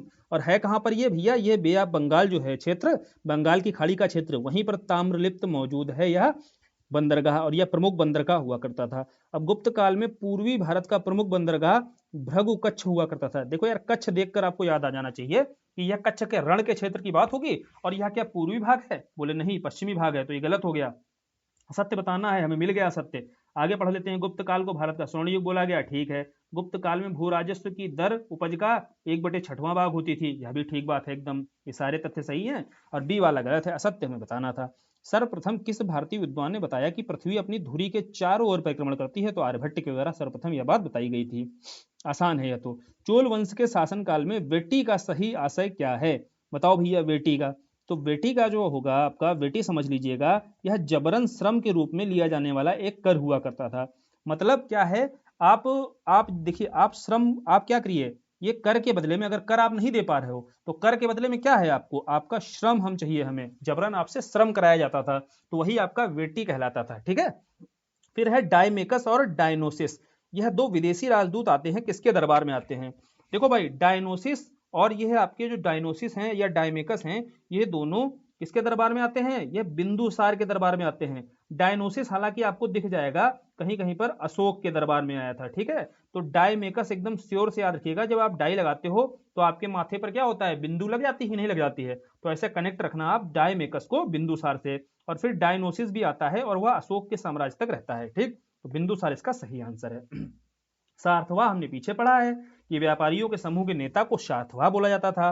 एरण भाई, एरण भी देखिए हमने पढ़ रखा है कि एरण अभिलेख जो है सती प्रथा का सर्वप्रथम इसमें उल्लेख मिलता है, ठीक। और एरण अभिलेख का संबंध किससे है भाई? भानुगुप्त से है, यह भी लिख लेना। गुप्तकालीन यह अभिलेख है, भानुगुप्त शासक था और उसके उसके समय ही इसमें सर्वप्रथम सती प्रथा का साक्ष्य मिलता है। तो ये दोनों सही हैं। भुक्ति क्या है आपका? गुप्तकालीन प्रांत है। अब भुक्ति से कुछ आपको याद आ रहा है? भुक्त भोगी अगर रहे होगे, आरओ एग्जाम दिया होगा, वहां पर प्रशासनिक संरचना पूछी गई थी। तो गुप्तकालीन जो प्रशासनिक संरचना थी, भुक्ति, फिर आपका आता है विषय, फिर आता है भाई वीथी, फिर सबसे लास्ट में रहता है ग्राम, ठीक। तो ग्राम जो है सबसे छोटी इकाई होती है प्रशासनिक संरचना की, और ऊपर आपका भुक्ति हुआ करते थे। तो भुक्ति से लेकर के विषय, फिर वीथी, फिर ग्राम, तो यह आपकी प्रशासनिक संरचना थी गुप्तकालीन। और यह आपके एग्जाम में देखो आरओ में आई हुई है, प्रशासनिक संरचनाएं ही चारों दी थी और आपको क्रम बताना था ऊपर से नीचे का, ठीक है। अब गुलाम वंश में भैया कुल कितने शासक हुए? गुलाम वंश तो आप जानते हो ना कहां से शुरू होता है? बोले एबक से शुरू होता है और कहां तक जाता है भैया? क्यूमर्स तक जाता है। एबक हो गए, फिर आपके आराम शाह हो गए भैया, फिर आपके देखो एबक हो गए, एबक के बाद में आपके इल्तुतमिश हो जाते हैं, फिर आपके आराम शाह ही होते हैं 8 महीने के लिए, जो आपके सल्तनत काल की गद्दी पर बैठते हैं दिल्ली सल्तनत की। फिर आपके इल्तुतमिश आ जाते हैं, ठीक है भैया। फिर आपके देखिए रुकनुद्दीन फिरोज आ जाते हैं, फिर रुकनुद्दीन फिरोज के बाद में रजिया आ जाती हैं। तो इस तरीके से आपके बढ़ते बढ़ते फिर बलबन, बलबन के बाद में कैकुबाद और क्यूमर्स। तो टोटल आपके कितने गुलाम शासक हुए? टोटल आपको ध्यान रखना है 11 गुलाम शासक हुए। यहां आप यह याद कर लेना 11 गुलाम शासक हुए, ठीक। आगे बढ़े, आगे बढ़ते हैं। तो गुम्मद निर्माण का पिता किस सुल्तान को कहा जाता है? बताओ भैया, गुम्मद जो निर्माण है इसका पिता किसे बोला जाता है? इल्तुतमिश को। सर्वप्रथम इसने जो मस्जिदें बनवाई, वहां गुम्मदों का निर्माण कराना इसके द्वारा शुरू कर दिया जाता है, इसीलिए गुम्मद निर्माण के पिता के रूप में से जाना जाता है। क्लियर? अब नीचे कुछ स्टेटमेंट बेस्ड देखो क्वेश्चन है, इसको ध्यान से पढ़ना। कुतुबुद्दीन ऐबक को लाख बख्श कहा जाता है, बिल्कुल ठीक बात है। अब बताओ, क्या आपको पता है कि लाख बख्श क्यों कहा जाता था? क्योंकि यह लाखों में दान देता था, इसीलिए इसको लाख बख्श कहा जाता है। दूसरा कारण पढ़ते हैं, इसने एक युद्ध में लाखों लोगों को पराजित कर दिया और उनकी जान बख्श दी, क्या इसलिए लाख बख्श कहा जाता था? बोले बिल्कुल नहीं भैया, यह एक स्टेटमेंट एकदम गलत है। तो ए सही है आपका और आर आपका बिल्कुल गलत। पहली बात तो ये स्टेटमेंट ही गलत है। क्लियर? तो इसका क्या आंसर हो जाएगा? सी हो जाएगा। अब आते हैं, सही नहीं बताना है, गलत। तो दिल्ली सल्तनत का वास्तविक संस्थापक इल्तुतमिश माना जाता है, ठीक है, सही बात है बिल्कुल। वास्तविक संस्थापक की बात हो रही है, संस्थापक होता तो कौन है? कुतुबुद्दीन ऐबक है। वास्तविक संस्थापक इल्तुतमिश है। कुतुबुद्दीन ऐबक ने कुतुब मीनार का निर्माण पूरा करवाया था? बिल्कुल नहीं भैया, कुतुबुद्दीन ऐबक ने निर्माण किया था। पूरा किसने कराया था? इल्तुतमिश ने कराया था। अब ये मत बोलना भैया फिरोज शाह तुगलक ने। जब बिजली बिजली गिर जाती है, इमारत टूट जाती है, तो फिरोज शाह तुगलक के द्वारा बनवाई जाती है। कंप्लीट किसने करा दी थी? कंप्लीट करा दी थी इल्तुतमिश ने। तो दूसरा स्टेटमेंट हो गया गलत। फिर बलबल ने अपने दरबार में सिजदा पाबोस की प्रथा प्रारंभ कराई थी, बिल्कुल ठीक बात है। तुगरिल खान ने अलाउद्दीन खिलजी के समय बंगाल पर विद्रोह किया था? नहीं भैया, तुगरिल खान ने जब विद्रोह किया था तो उस समय शासक कौन था दिल्ली सल्तनत का? बलबन था। तो देखो यह गलत दिया हुआ है। तो सेकंड स्टेटमेंट आपका गलत है और फोर्थ स्टेटमेंट गलत है, और गलत ही बताना है। तो 2 और 4 आपका डी ऑप्शन में दिया हुआ है, ठीक है। फिर देखो आगे बढ़ते हैं। तो 2 स्टेटमेंट बेस्ड यह भी है, अलाउद्दीन खिलजी ने दिल्ली में बाजार नियंत्रण व्यवस्था लागू की, बिल्कुल ठीक बात है। बाजार नियंत्रण व्यवस्था हम पढ़ते हैं इसकी बहुत अच्छे से, इसके बारे में पढ़ रखा है। और वह अपने राज्य के नागरिकों को कम आमदनी में अधिक सुविधाएं देना चाहता था। भैया ऐसा तो इतना तो दयालु नहीं था कि हमें क्या है, कम आमदनी में राज्य को, मतलब नागरिकों को कम आमदनी में अधिक सुविधाएं देना चाहता था। बिल्कुल स्टेटमेंट ही गलत है यार। तो पहला एकदम सही है, दूसरा गलत हो जाएगा, ठीक। आगे देखते हैं, सही नहीं है पूछ रहा है। तो दीवाने रियासत विभाग की स्थापना अलाउद्दीन खिलजी ने की थी, बताइए यह सही है कि नहीं स्टेटमेंट? बोले बिल्कुल सही है। और दीवाने रियासत पद आपको बताया था, ध्यान से पढ़ना जाकर के। यह जो पद होता था, यह बाजार का संचालन करता था, ठीक है। जो बाजार थी या बाजार नियंत्रण प्रणाली थी, उसमें बाजार का संचालन पद अधिकारी कौन होता था? दीवाने रियासत। और यहीं पर एक पद और होता था, सहनाय मंडी होता था। तो सहनाय मंडी जो होता था, उस अध्यक्ष जो पद था ना, वह आपका सहनाय मंडी होता था। बरीद आप जानते हैं भैया, बरीद गुप्तचर के रूप में ले लो, या घूम फिरकर जो निरीक्षण करता रहता था, वह बरीद हुआ करता था, ठीक। तो यह सारा बहुत अच्छे से कराया था, जाके नोट्स रिवाइज कर लेना अब। फिर कह रहा दीवान अमीर कोही, तो कोही बताया था भैया, कोही आ जाए तो कृषि से लगाना। और यह अमीर कोही किसके समय? मोहम्मद बिन तुगलक के समय, एमबीटी के समय ही यह इस विभाग की स्थापना की गई थी। यह स्टेटमेंट भी बिल्कुल सही है। दीवाने खैरात विभाग फिरोज शाह तुगलक, बिल्कुल ठीक बात है। और खैरात भैया दान से संबंधित था विभाग, तो यह भी सही दिया हुआ है। दीवाने अर्ज कह रहा है इसकी स्थापना इल्तुतमिश ने, बिल्कुल गलत, पकड़ लो यहीं पर भैया। अर्ज, दीवाने अर्ज किसके समय था? बोले बलबन के समय था। नोट्स रिवाइज कर लेना जाकर के, वही घूम फिर कर आ रहे हैं जितने आपको कराए गए हैं। तो दीवाने अर्ज बलबन के समय था। क्लियर है? तो डी हमें मिल गया भैया, यही गलत दिया हुआ है, बाकी सही दिए हुए हैं। अंगुत्तर निकाय देखो, इसमें वर्णित जो महाजनपद है इसमें से केवल 2 ही गणतंत्रात्मक स्वरूप के थे, और वो दोनों कौन से थे भैया? वो दोनों देखिए, तो वज्जी था, एक मल्ल था। ये तो याद कर लेना, एकदम वज्जी और मल्ल था जो गणतंत्रात्मक व्यवस्था के काफी निकट थे। ठीक, तो इसलिए इसको ध्यान रखना आप लोग। फिर आते हैं पूर्व पुरापाषाण काल से संबंधित अस्थि निर्मित मात्र देवी की प्रतिमा कहां से मिली है। देखो भैया, पुरापाषाण के पहले की बात की जा रही है और हड्डियों से निर्मित कोई मात्र देवी की प्रतिमा है तो वह स्थल है आपका लोहदा नाला क्षेत्र। ठीक है, क्या है आपका? लोहदा नाला का क्षेत्र। और कहां पर है लोहदा नाला का क्षेत्र? लोहदा नाला का क्षेत्र आपका पड़ जाता है बेलन घाटी का क्षेत्र। ठीक है, तो बेलन घाटी के क्षेत्र में यह लोहदा नाला का क्षेत्र है जहां पूर्व पुरापाषाण काल में अस्थि निर्मित मात्र देवी की प्रतिमा मिलती है। आगे बढ़े, आगे बढ़ते हैं। तो नायब ए मुमलकात पद, इसका सृजन नसरुद्दीन महमूद के काल में हुआ था। बताइए भाई, यह सही है क्या स्टेटमेंट की गलत है? दूसरा स्टेटमेंट पढ़ लेते हैं। यह पद सबसे पहले एतगीन को दिया गया था। अब नायब ए मुमलकीत पद जो है यह बिल्कुल सही होगा क्या? बिल्कुल नहीं सही होगा। यह किसके समय यह पद था भैया? नसरुद्दीन महमूद के समय नहीं था। किसके समय यह पद बनाया गया था? बताइए आप लोग। यह भैया बहराम शाह के समय बनाया गया था। यहाँ काट कर लिखना है बहराम शाह। ठीक, तो नायब मुमलकात होता क्या था, इस पद को समझ लो। देखो, जैसे उस समय राजा होता था, दिल्ली सल्तनत का शासक होता था। अब सल्तनत का शासक जो रहता था उसके निकट जो रहता था, जैसे सैनिक प्रमुख, जो सेना का प्रमुख होता था, सैनिक प्रमुख को ही बोला जाता था नायब ए मुमलकात। अब यह राजा, जैसे ही सल्तनत कालीन राजा कमजोर होगा तो सैन्य प्रमुख जो है यह पद मजबूत हो जाएगा कि नहीं हो जाएगा? तो बहराम शाह के समय आप समझिए, बहराम शाह के शासन काल में ही जैसे ही आपके तुर्क चहलगानी जो होते थे, तुर्क चहलगानी जो 40 सरदारों का संगठन होता था, उन्होंने मिलकर के एक पद गठित किया जिसे नायब मुमलकात बनाया गया। और शासक उस समय बहराम शाह था, कमजोर तो होगा ही भैया, क्योंकि रजिया को हटा करके कौन बनाया गया था? यह बहराम शाह बनाया गया था। किसके द्वारा बनाया गया था? तुर्क चहलगानियों के द्वारा बनाया गया था। तो तुर्क चहलगानी इस पद का गठन करेंगे नायब मुमलकात, और कौन था उसमें? बहराम शाह था। और आगे इसी पद पर ही आगे बढ़ते हुए बलबन बैठेगा, और बलबन आगे चल करके दिल्ली सल्तनत का क्या बन जाता है भैया? दिल्ली सल्तनत का सुल्तान बन जाता है। ठीक है, तो भैया यह पद अगर पूछा जाए सबसे पहले किसको दिया गया, तो एतगीन को सबसे पहले यह पद दिया गया। यह स्टेटमेंट एकदम ठीक है। दूसरा वाला गलत है, चूंकि नसरुद्दीन महमूद नहीं थे। कौन थे? वह बहराम शाह थे। क्लियर? तो दूसरा एकदम सही हो जाएगा। और यह थोड़ा सा समझा दिया इसके बारे में ताकि यह स्टेटमेंट आपको फैक्ट भी आसान लगे। फिर आते हैं इक्ता व्यवस्था का प्रारंभ। इल्तुतमिश के द्वारा ही इस इक्ता व्यवस्था का प्रारंभ किया गया, बिल्कुल ठीक बात है। और 40 गुलामों का जो सरदार, 40 गुलाम सरदार हैं, इनका संगठन भी तुर्क के जो मतलब चालीसा बोलते थे ना जिसको, तो वह भी किसके द्वारा बनाया गया था? यह इल्तुतमिश के द्वारा ही इसका गठन किया गया था, जिसे बलबन आकर के खत्म कर देगा। क्लियर? और इसने बगदाद के खलीफा से सुल्तान पद की मान्यता प्राप्त की थी। बिल्कुल ठीक बात है। जो ऐबक हुआ ना इसके पहले, तो ऐबक ने क्या किया? ऐबक ने कैसे? ऐबक ने भैया खलीफा से मान्यता ली ही नहीं, उसने गुलाम के रूप में ही शासन करना उचित समझा। लेकिन जैसे इल्तुतमिश आता है, वह बगदाद में बैठे खलीफा से सुल्तान पद की मान्यता ग्रहण करता है। ठीक, और इसने चांदी का जीतल और तांबे का टक्का सिक्के चलवाए थे। अब देखो, जल्दबाजी में पढ़ोगे तो चारों मार के निकल जाओगे। बिल्कुल ध्यान से पढ़ना। चांदी का जीतल नहीं था, क्या था? चांदी का टंका था, तांबे का जीतल था। क्या था? तांबे का जीतल था। और चांदी का क्या था भैया? चांदी का टंका था। ठीक, ये एकदम ध्यान रखना। तो चौथा स्टेटमेंट गलत हो जाएगा और शुरू के 3 एकदम सही है। अष्टभुजी मकबरे का निर्माण किस वंश के द्वारा कराया गया? बताइए भाई। अष्टभुजी जो मकबरा है इसकी शुरुआत तुगलक वंश के शासकों के द्वारा की गई। और जो लोदी वंश आते हैं ना, ये दोहरे गुम्मद की शुरुआत करते हैं। याद रखना, दोनों पूछे जाते हैं। तो दोहरे गुम्मद की शुरुआत ये लोदी वंश के शासकों के द्वारा की गई, और जो अष्टभुजी मकबरे का निर्माण किसके द्वारा शुरू किया गया? ये तुगलक वंश के शासकों के द्वारा किया गया। अब आ जाओ भाई, पुस्तक और उनके लेखक मिलाने हैं। देखो कौन कौन से मिला सकते हो आप। तारीख हिंद तो बहुत आसान है, बिल्कुल आसानी से मिला दोगे, अलबरूनी के द्वारा लिखी जाती है ना। रेहला भी आप जानते हैं, इब्न बतूता के द्वारा। और इसकी रेहला की कभी कभी भाषा भी पूछी जाती है। तो इब्न बतूता के द्वारा जो रेहला लिखी गई यह अरबी भाषा में लिखी गई, इसको नोट डाउन कर लेना।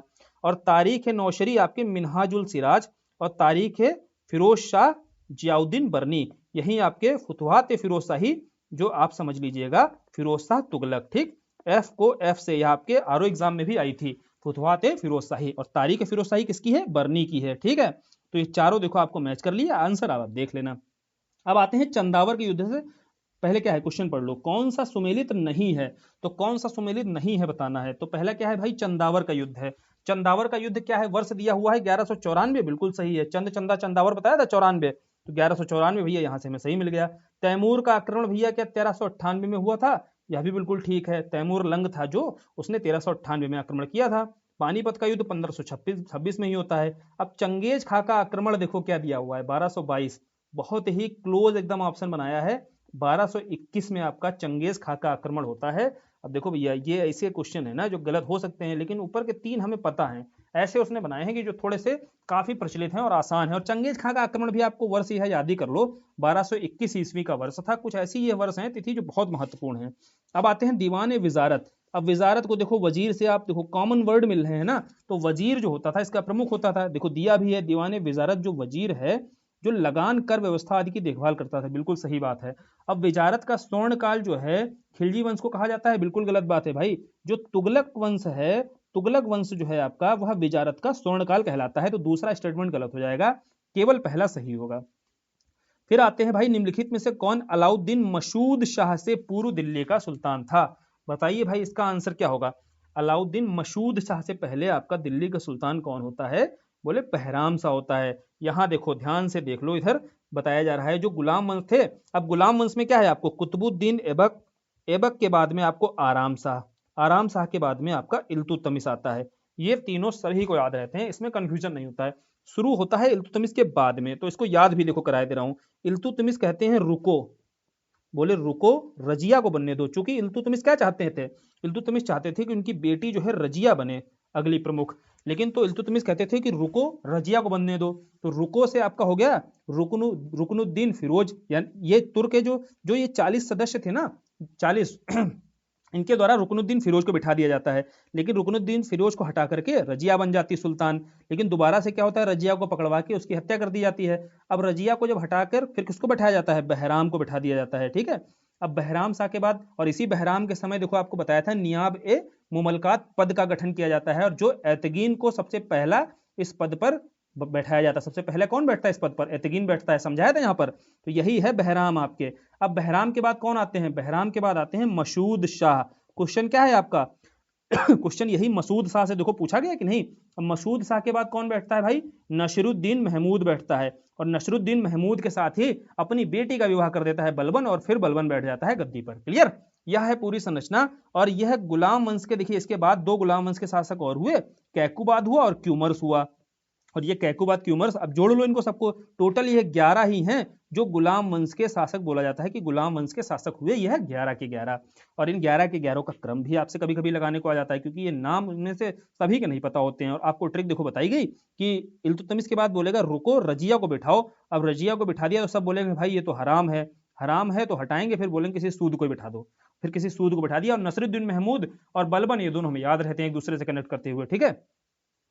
अब यहाँ क्या था क्वेश्चन, यहाँ क्वेश्चन पर आते हैं अलाउद्दीन मसूद शाह। तो भैया मसूद क्या है, हराम है, हराम है के बाद में बोले फिर सूद को बिठा दो भाई कोई, तो मसूद देखो किसके, मसूद के पहले कौन था, बहराम थे।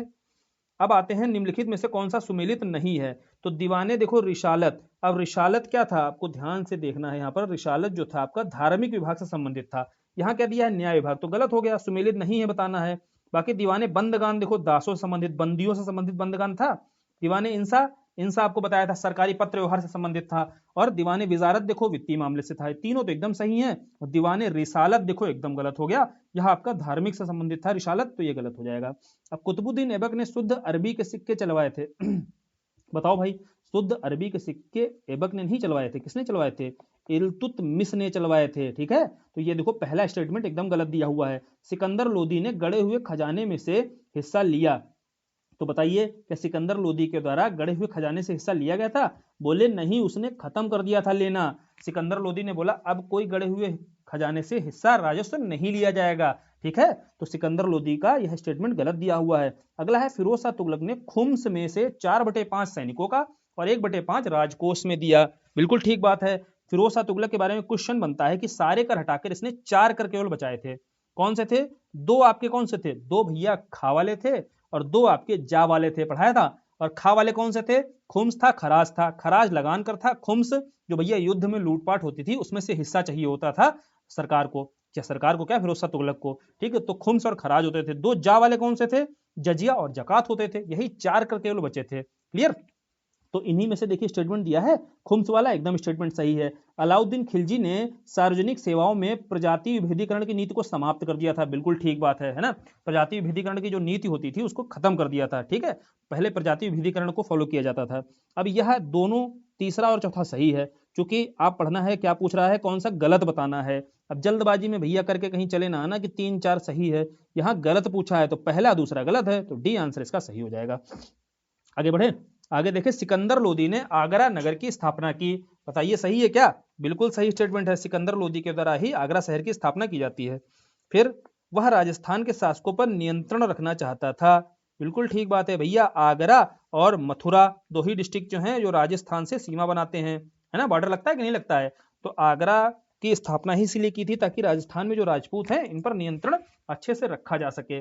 तो ए और दो दोनों सही हैं, और जो कारण है वो कथन की सही व्याख्या करता है। सिकंदर लोदी, सिकंदर लोदी के बारे में कह रहा है, यह गज ए सिकंदरी पैमाना चलाया था, ठीक बात है, बिल्कुल पढ़ा है हमने। और उसने मुहर्रम पर ताजिया निकालने पर प्रतिबंध लगा दिया था, यह भी ठीक बात है भाई।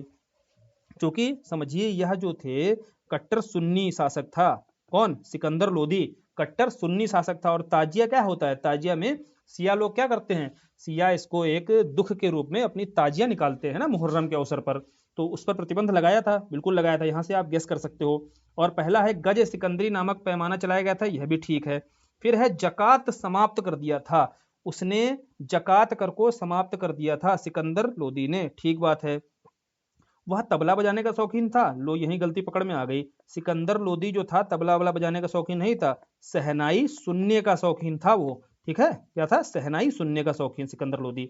तो चौथा गलत है, बाकी सही है, पहला दूसरा तीसरा एकदम सही स्टेटमेंट है, सही ही पूछा है इसमें। निम्नलिखित में से कुछ सुल्तान का शासनकाल विजारत का स्वर्ण काल माना जाता है। एक तो हमने ये पढ़ रखा है पीछे कि विजारत का जो स्वर्ण काल है वो तुगलक वंश को माना जाता है, ठीक। अब उसमें तुगलकों में भी पूछ दिया किसके काल को, तो फिरोज शाह तुगलक का जो काल है यह विजारत का स्वर्ण काल माना जाता है। फिर आते हैं चित्तौड़ का कीर्ति स्तंभ जो है राणा कुंभा के शासन काल में निर्मित हुआ था, बताइए भाई। चित्तौड़ का जो कीर्ति स्तंभ है राणा कुंभा के शासन काल में निर्मित हुआ था, बिल्कुल सही है। जब आप मेवाड़ों के बारे में पढ़ते हो तो वहां राणा कुंभा के बारे में जरूर पढ़ोगे, जिन्होंने विजय स्तंभ का निर्माण कराया था, और उसी विजय स्तंभ को ही कीर्ति स्तंभ के रूप में भी जाना जाता है, ठीक है।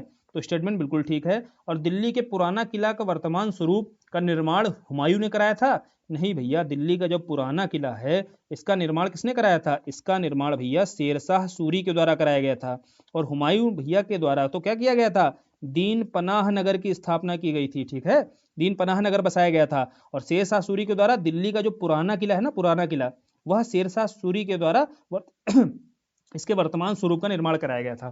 तो क्या हो जाएगा इसका आंसर, तो दूसरा हो जाएगा गलत, पहला हो जाएगा सही, तो केवल एक इसका सही आंसर होगा। अगला क्या है भैया, सही सुमेलित बताना है कौन सा है, बताओ इसमें से कौन सा आपको पता है। इसमें से क्या है, ध्रुवदास कौन है, ध्रुवदास की भैया क्या है आपकी भगत नामावली है, ध्यान से देखना, इसको लिख लेना। भगत नामावली किसकी है, ध्रुवदास की है। और मुल्ला दाऊद की क्या है भैया, मुल्ला दाऊद की है देखो चंदायन, ठीक, मुल्ला दाऊद की क्या है, चंदायन है। और केशव दास की है रसिक प्रिया, यह केशव दास की बहुत आती है आपके एग्जाम में, तो केशव दास की देखो रसिक प्रिया है। और फिर सही कौन सी दी है, केवल नाभादास की एकदम सही सुमेलित है। नाभादास की क्या है रचना, भक्तमाल है, तो यहाँ नाभादास की लिख लेनी है आपकी भक्तमाल है, बाकी सारी गलत दी हुई है। फिर आते हैं इमारत और स्थान को लेकर के, देखो जो सही जो आपको पता है ना वो मिला लिया करो। जैसे शेख सलीम चिश्ती का मकबरा कहाँ पर है, बोले अजमेर में है, बच्चे बच्चे को पता होगा, चलो हमने पहले का 4 मिला लिया। अब पहले का 4 मिला करके एटलीस्ट ए और डी तो नहीं हो सकता है, 50% चांस तो हो गया, ये मिलान वाले में आपके क्वेश्चन सही करने का यही तरीका होता है, ठीक। फिर आगे बढ़े तो भाई अटाला मस्जिद, बताओ भाई, अटाला मस्जिद तो पता ही होगा आपको, अटाला मस्जिद, बोले हाँ यार ये भी बहुत प्रसिद्ध है, या तो जौनपुर में है, तो चलो सी का 2 मिला लिया हमने, सी का 2 भैया दोनों जगह पर है, ठीक। अब आते हैं आगे जहाज महल पर। अब जहाज महल कहाँ पर है भाई, जहाज महल आपका मालवा के क्षेत्र में पड़ता है, और 3 दरवाजा आपका अहमदाबाद में है, ठीक है। अब देखो बी का क्या होगा, बी का 3 हो जाएगा, बी का 3 देखो बी ऑप्शन में है, ठीक। मदुरा विजयम, मधुरा विजयम पढ़िए या मदुरै विजयम पढ़िए, क्योंकि मदुरै विजयम ही है, या कैसे, मदुरै पर जो विजय की थी किसने, विजयनगर साम्राज्य ने। देखो विजयनगर साम्राज्य की जब विजय हुई मदुरै पर, तो उसी की चर्चा मिलती है आपकी मदुरा विजयम में। और गंगा देवी कौन है भाई? उस समय विजयनगर का शासक होता था कुमार कंपन ने। क्या नाम था? कुमार कंपन। ठीक, कुमार कंपन की पत्नी है गंगा देवी। गंगा देवी के द्वारा ही यह रचना, यह कृति की गई है, जिसका नाम है मधुरा विजयम। तो गंगा देवी है इसकी कृति की रचनाकार। ठीक है, फिर आते हैं सुल्तानों में से किसने अपने शासक के प्रारंभिक वर्षों में खलीफा के नाम पर खुतबा पढ़ने से मना कर दिया था? बताओ भैया, इसका क्या आंसर होना चाहिए? तो इस तरीके का शासक कौन हुआ? मोहम्मद बिन तुगलक ही हुआ। बोला भैया हम नहीं पढ़ेंगे खलीफा के नाम पर खुतबा। ठीक है, मोहम्मद बिन तुगलक ने ऐसा करने से मना कर दिया था, इसीलिए भैया इसका विरोध भी बहुत होता था। ठीक, बोला भी गया था कि भैया जब इसकी डेथ हुई थी तो क्या बोला था बर्नी ने? बर्नी ने बोला था कि शासक को प्रजा से, प्रजा को शासक से मुक्ति मिल चुकी है। ठीक, तो आप समझ रहे हैं कि जो कट्टर आपके जितने थे मुस्लिम संप्रदाय के लोग, वो सब इसके मोहम्मद बिन तुगलक के विरोधी थे। इसकी नीतियों से समझ में आ रहा होगा आपको कि इसने शुरुआती वर्षों में खलीफा के नाम से खुतबा पढ़ने से ही मना करवा दिया था। अब आते हैं पश्चिमी तट पर स्थित है आपका तोंडी।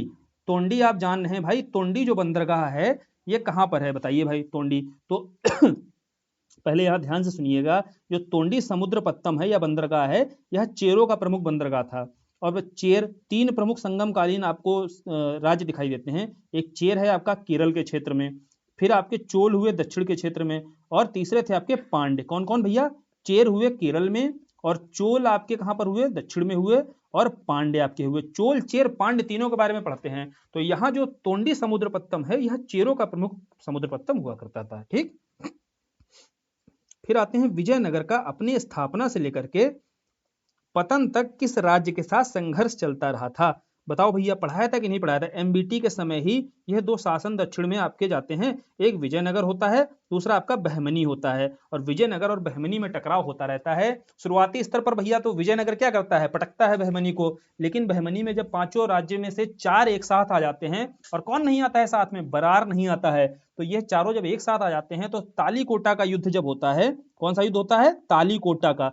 तालीकोटा के युद्ध में अंततः फिर विजयनगर साम्राज्य को बहमनियों के द्वारा पराजित कर दिया जाता है। क्लियर? तो इस तरीके से दोनों का विद्रोह होता रहता है। और वही रीजन क्या है? रीजन वही नर्मदा, गोदावरी का, सॉरी गोदावरी का और कृष्णा का जो उपजाऊ क्षेत्र होता था, उसी को लेकर विवाद होता रहता था दोनों राज्यों के बीच में। तो यहाँ क्वेश्चन है, विजयनगर का स्थापना से लेकर पतन तक किस राज्य के साथ संघर्ष चला? बहमनी राज्यों के साथ में चला। अब आते हैं भाटा के राजा रामचंद्र सिंह ने अकबर के पूर्व तानसेन का संरक्षण दिया था। बिल्कुल ठीक बात है भाई, तानसेन को संरक्षण रामचंद्र के यहाँ पर ही मिला हुआ था। ठीक, अब राजा सावंत सिंह नागरी दास के नाम से कृष्ण की प्रशंसा में छंद लिखते थे। तो बताइए भाई, यह ठीक है? यह भी बिल्कुल ठीक स्टेटमेंट है, दोनों ही सही है यहाँ पर। भक्ति काल के बारे में गलत बताना है। तो भक्ति आंदोलन का प्रारंभ अलवार संतों के द्वारा किया गया, बिल्कुल सही स्टेटमेंट है। कामरूप के प्रसिद्ध संत शंकर देव वैष्णव संप्रदाय से संबंधित थे, नहीं पता भाई। लेकिन विशिष्टाद्वैत का प्रतिपादन रामानुजाचार्य ने किया था। सारे भैया बताए थे, दर्शन विशिष्टा हो, चाहे मध्या हो, चाहे द्वैता हो, जाकर देख लेना, वीडियो देख लेना, पीडीएफ भी देख लेना, अच्छे से समझाया है। तो यह भी सही है। पुष्टि मार्ग का दर्शन माधवाचार्य ने प्रतिपादित किया, बताइए। पुष्टि मार्ग का दर्शन जो है माधवाचार्य ने नहीं दिया था, यह आपके वल्लभाचार्य ने दिया था। किसने दिया था? वल्लभाचार्य ने। और माधवाचार्य के द्वारा क्या दिया गया था? कौन सा दर्शन था? द्वैतावाद। ठीक है, लिख लेना इसको, नहीं तो लिखा हुआ है, ध्यान होगा अगर। मध्य से द्वैत को कनेक्ट कराया था, विशिष्ट से राम को कनेक्ट कराया था, है ना, और निम्बकाचार्य से द्वैताद्वैत था कि नहीं, नींबू से द्वैताद्वैत को कनेक्ट कराया था। तो यहाँ पुष्टि मार्ग वल्लभाचार्य था, तो यही भैया गलत है, असत्य ही तो बताना है। अब आते हैं निम्नलिखित में से किस शासक के समय गुरु नानक देव ने सिख धर्म की स्थापना की? आ गया देखो क्वेश्चन, सिख धर्म किसके समय आया था भैया? सिकंदर लोदी। सी से सी को देख लो, निमोनिक्स कैसे काम आती हैं अपनी। और बाकी अगर निमोनिक्स नहीं होगी जिनके दिमाग में, अब वो होते रहेंगे कंफ्यूज, भैया कौन था इसमें से। अपने पास है निमोनिक्स, तो हमने याद कर लिया सिकंदर लोदी यहाँ से है। ठीक, आगे बढ़ते हैं। तो निम्नलिखित में से किसने माउंट आबू के समीप मोहम्मद गोरी को हराया था? बताओ भाई। अब ये बहुत आसान है, कैसे? मोहम्मद गोरी जब पहले आक्रमण करना चाहता था, भारत एंट्री कर रहा था, तो गुजरात के क्षेत्र से आ रहा था। और गुजरात के क्षेत्र में इस समय थे भीमदेव सोलंकी, वो भी दोती, याद रखना, भीम दोती ऑप्शन में आपके रहता है। तो बोले भीम से पहले टकराया, भीम ने पराजित किया। भीम बोले निकल लो यहाँ से, दूसरे मार्ग से आओ, ऐसे हमें याद हो जाएगा कि भीम दोती थे। फिर दोबारा से फिर वो एंट्री करता है दूसरे मार्ग से, तो भीम दोती के द्वारा पराजित किया जाता है। तो ऑप्शन आपका कौन सा है? पहला ही है, भीमदेव सोलंकी दोती। ठीक, अब आते हैं बुद्ध के जीवन से संबंधित कुछ चिन्ह हैं और उनके अर्थ बताने क्या हैं। देखो, पहला क्या है जन्म, और जन्म का संबंध किससे है, बोले जन्म का संबंध है उनके कमल से, ठीक है, कमल का तात्पर्य क्या था, उनके जन्म से संबंधित है। अब निर्वाण का संबंध किससे भैया, निर्वाण का पद चिन्ह से है उनके। ज्ञान की प्राप्ति भैया, ज्ञान की प्राप्ति कहाँ, बोधि वृक्ष पर, ठीक। और पहला जो प्रवचन दिया उन्होंने वह धर्म चक्र प्रवर्तन कहलाया, ठीक है, एक सेकंड रुकिए, ठीक, धर्म चक्र प्रवर्तन कहलाता है पहला जब वह प्रवचन देते हैं। तो ये चारों देखो हमने मिला दिए, और इसके आधार पर हमारा आंसर क्या बन रहा है भाई, इसके आधार पर हमारा आंसर बन रहा है बी। क्लियर। सूफी संतों के बारे में गलत कथन बताना है, गलत कौन सा है इनमें से, तो गलत देखो स्टेटमेंट जो हो जाएगा, एक सेकंड वो खोल देना गेट, सफोकेशन हो रहा है इसीलिए।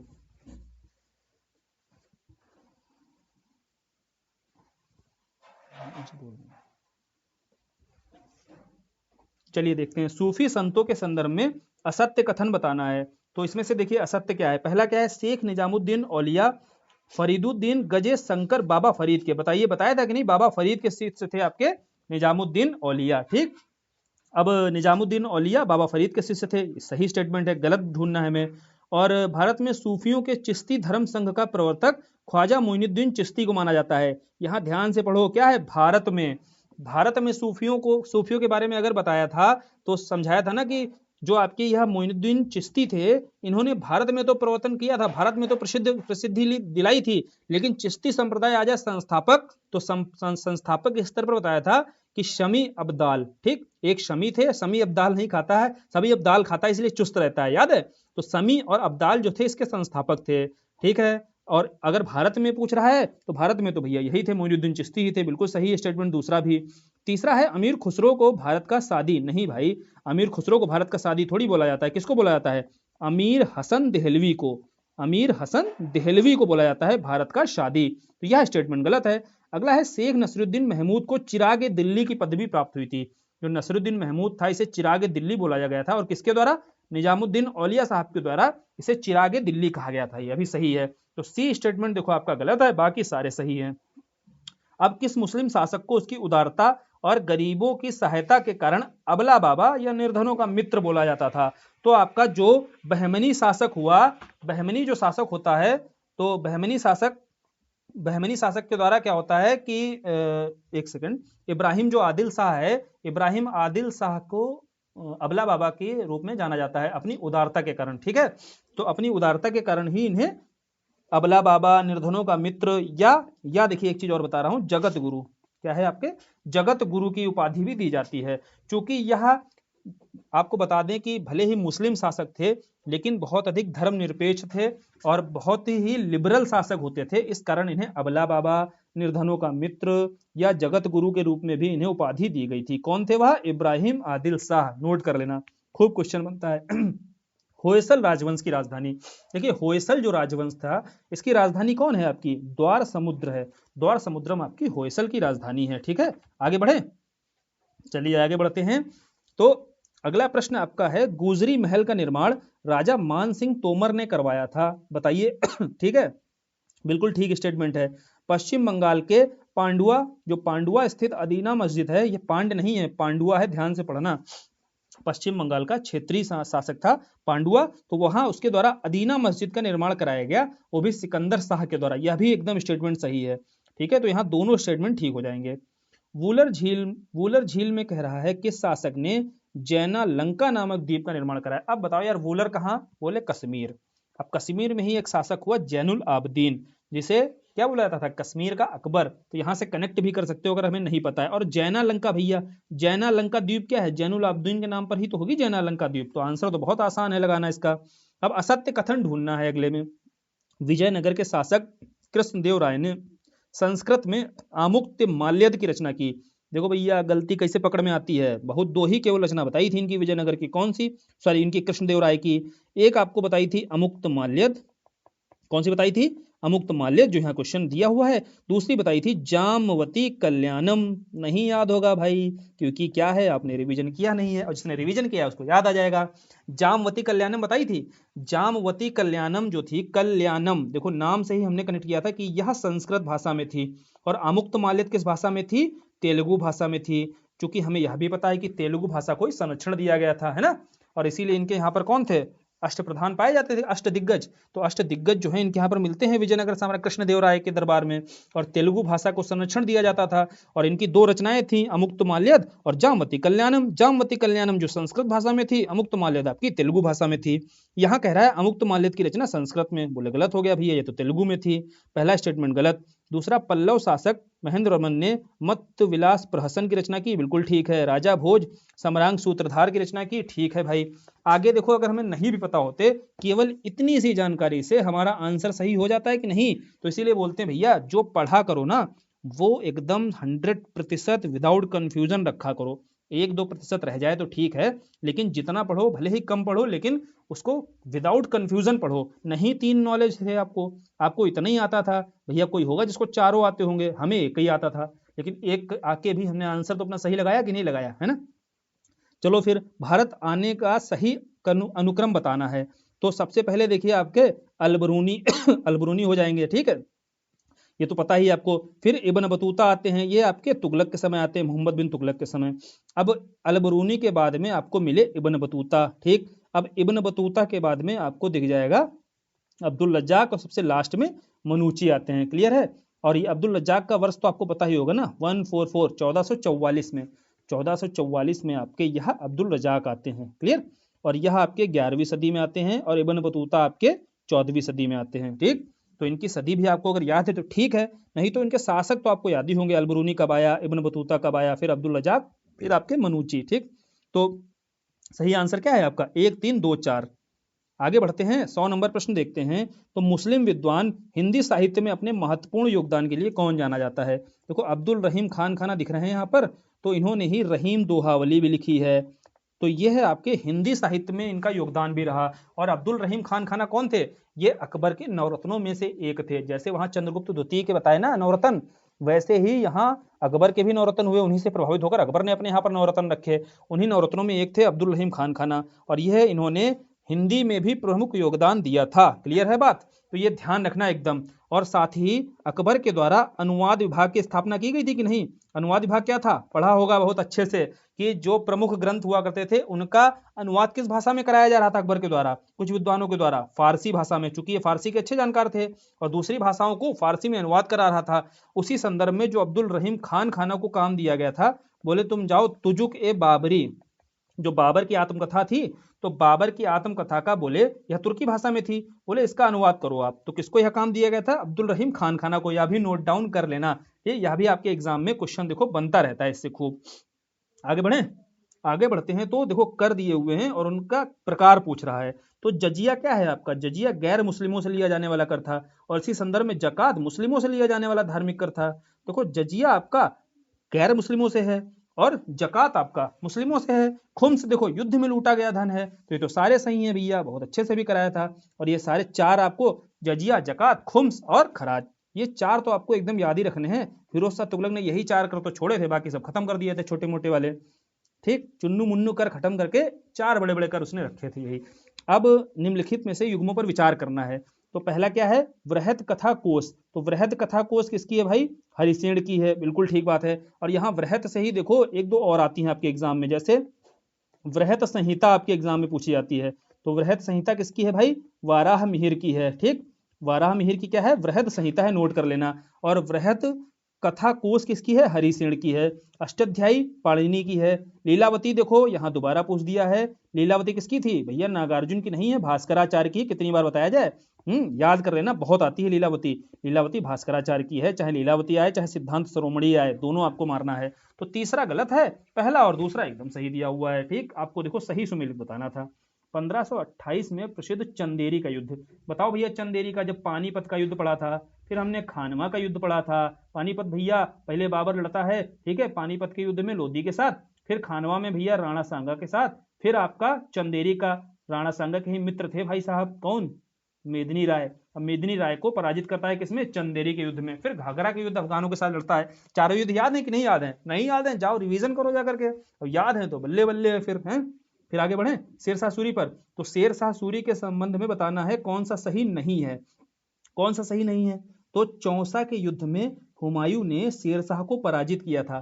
तो बताइए क्या ऐसी बात थी? बोले बिल्कुल गलत बात है भैया, शेर शाह ने पटका था हुमायूं को।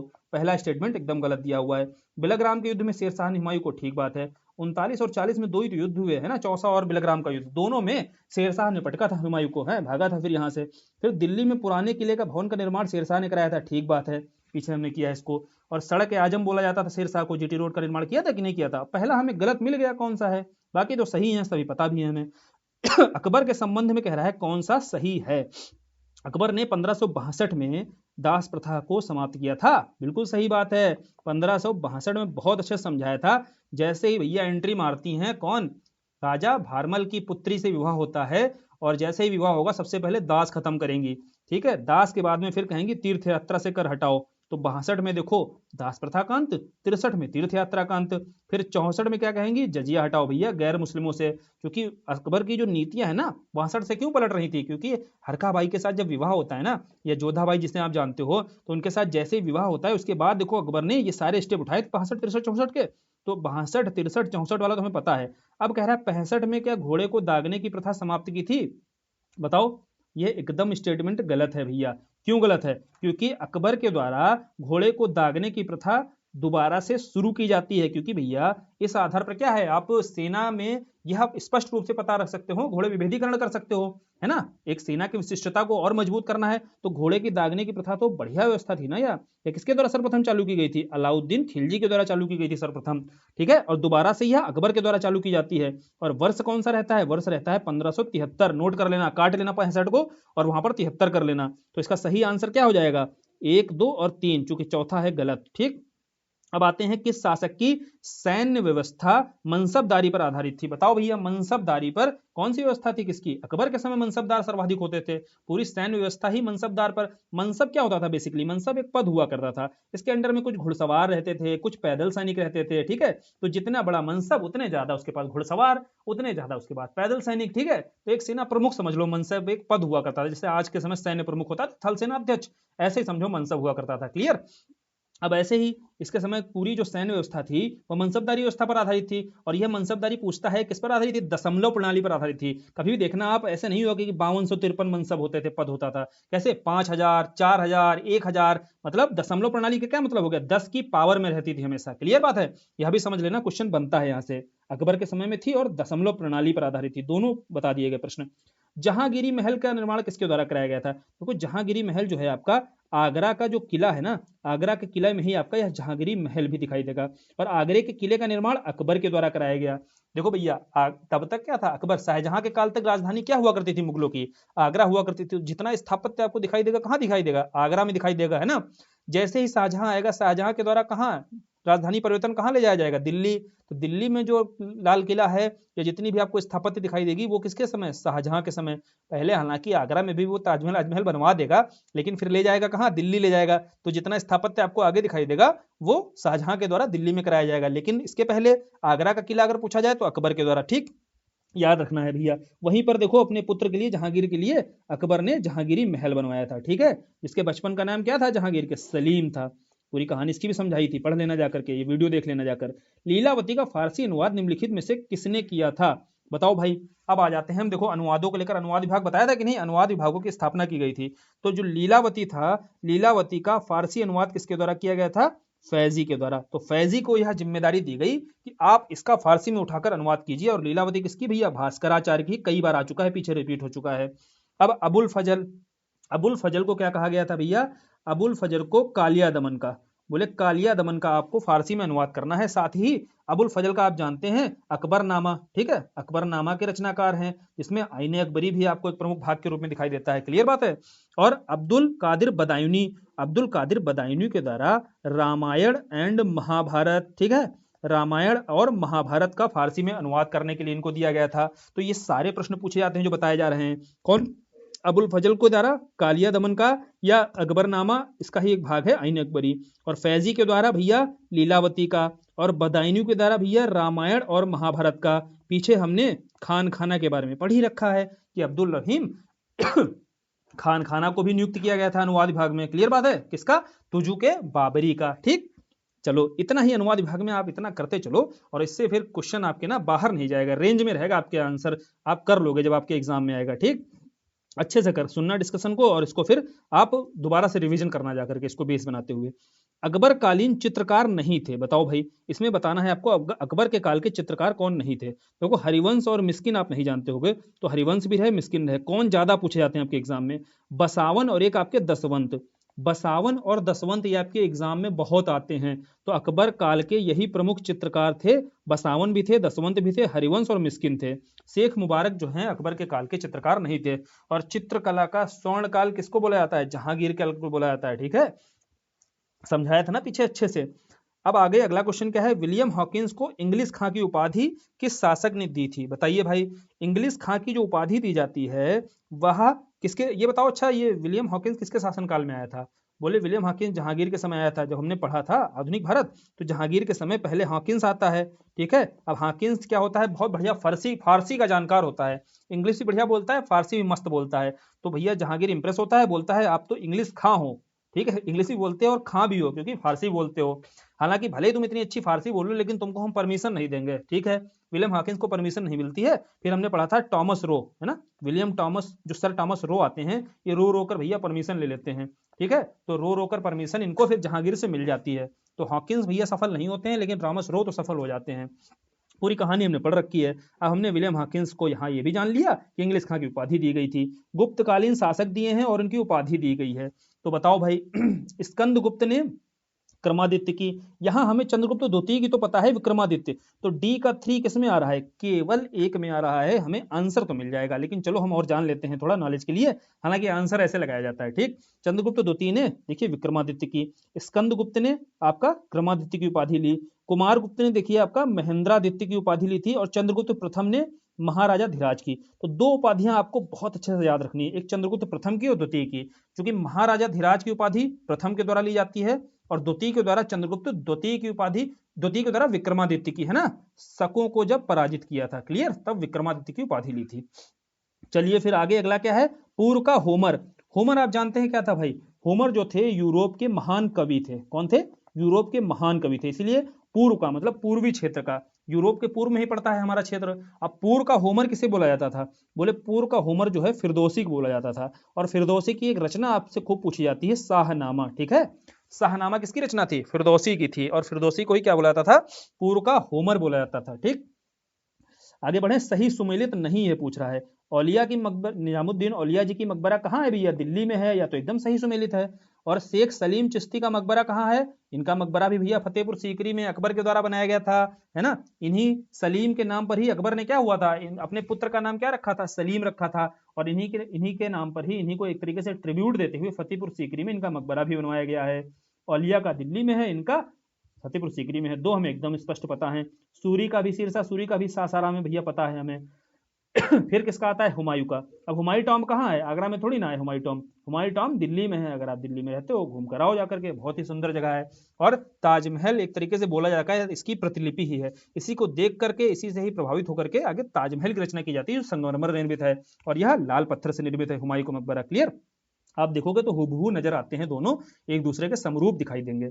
अब आते हैं निम्नलिखित में से कौन सा कथन सही नहीं है, तो शाहजहां ने कवि कलीम अबू जलीह को राज कवि नियुक्त किया, बताइए भाई सही है, बोले ठीक होगा भाई, हमें पता नहीं है। आगे, मुमताज महल का असली नाम अर्जुमंद बानो बेगम था, ये एकदम पता है, आपको कराया है, पढ़ लेना। सारी जो उनकी पत्नियां थी, है ना, मुगल काल की, उनकी पत्नियों के जो असली ओरिजिनल नाम थे वह नाम लिखे गए हैं, और कभी कभी मिलान करने के लिए आ जाते हैं, जैसे औरंगजेब का दिल्लास बानो था। चलिए आप पढ़ना जाकर के रिवाइज कर लेना इस चीज को। अब दिल्ली की जामा मस्जिद का निर्माण किसके द्वारा कराया गया था, भैया दिल्ली जो है, आप देखो यहाँ थोड़ा कॉमन सेंस लगाया करो, दिल्ली राजधानी कब रूपांतरित हुई, दिल्ली आगरा से दिल्ली बनी थी शाहजहां के समय, तो जहांगीर कहां से आ जाएगा, शाहजहां, यहाँ कॉमन सेंस के बेस पर भी ऐसे जाया करो आंसर तक। तो दिल्ली की जामा मस्जिद का निर्माण किसके द्वारा कराया गया था, शाहजहां के द्वारा कराया गया था। गलत बताना है तो भैया हमें पहला नहीं पता था, लेकिन ये पता है कि ये भैया गलत है सी वाला, तो हमें आंसर हमारा मिल गया। फिर मोहम्मद बिन तुगलक की बात हो रही है, तो इसी के समय, मोहम्मद बिन तुगलक के समय इब्न बतूता इसके दरबार में आता है, और बढ़िया जानकार होता है अरबी का, और इसने रिहला, किताबुल रिहला की इसलिए रचना भी की है ना, यात्रा वृत्तांत था। तो रेहला की रचना की और भाषा क्या थी? रेहला की अरबी थी। अब अरबी का बढ़िया जानकार होता था, इसीलिए मोहम्मद बिन तुगलक प्रभावित होकर के इसे दिल्ली का क्या करता है? बोले दिल्ली का काजी भी नियुक्त करता है। पूरी कहानी सुन लोगे सारा याद हो जाएगा। अब यह यात्रा वृत्तांत पूछ रहा है किस भाषा में है? बोले यार अरबी का जानकार था तो अरबी भाषा में ही है। तीर्थंकर कह रहा है उनका जन्म स्थान दिया हुआ है। बताओ, शुरू में ही बता दिया ऋषभनाथ का जन्म स्थान क्या है? अयोध्या है, हमने सही कर लिया। पार्श्वनाथ का देखो काशी वाराणसी, यह भी ठीक है भाई। पदम प्रभु का क्या है भैया? पदम प्रभु का क्या चित्रकूट है? बोले नहीं, यही गलत दिया हुआ है। पदम प्रभु का आपका कौशाम्बी है। ठीक, कौशाम्बी है पदम प्रभु का। संभवनाथ का श्रावस्ती है, बिल्कुल ठीक है। तो गलत बताना था, हमें पदम प्रभु का पता चला, चित्रकूट ना होकर के क्या है? कौशाम्बी है।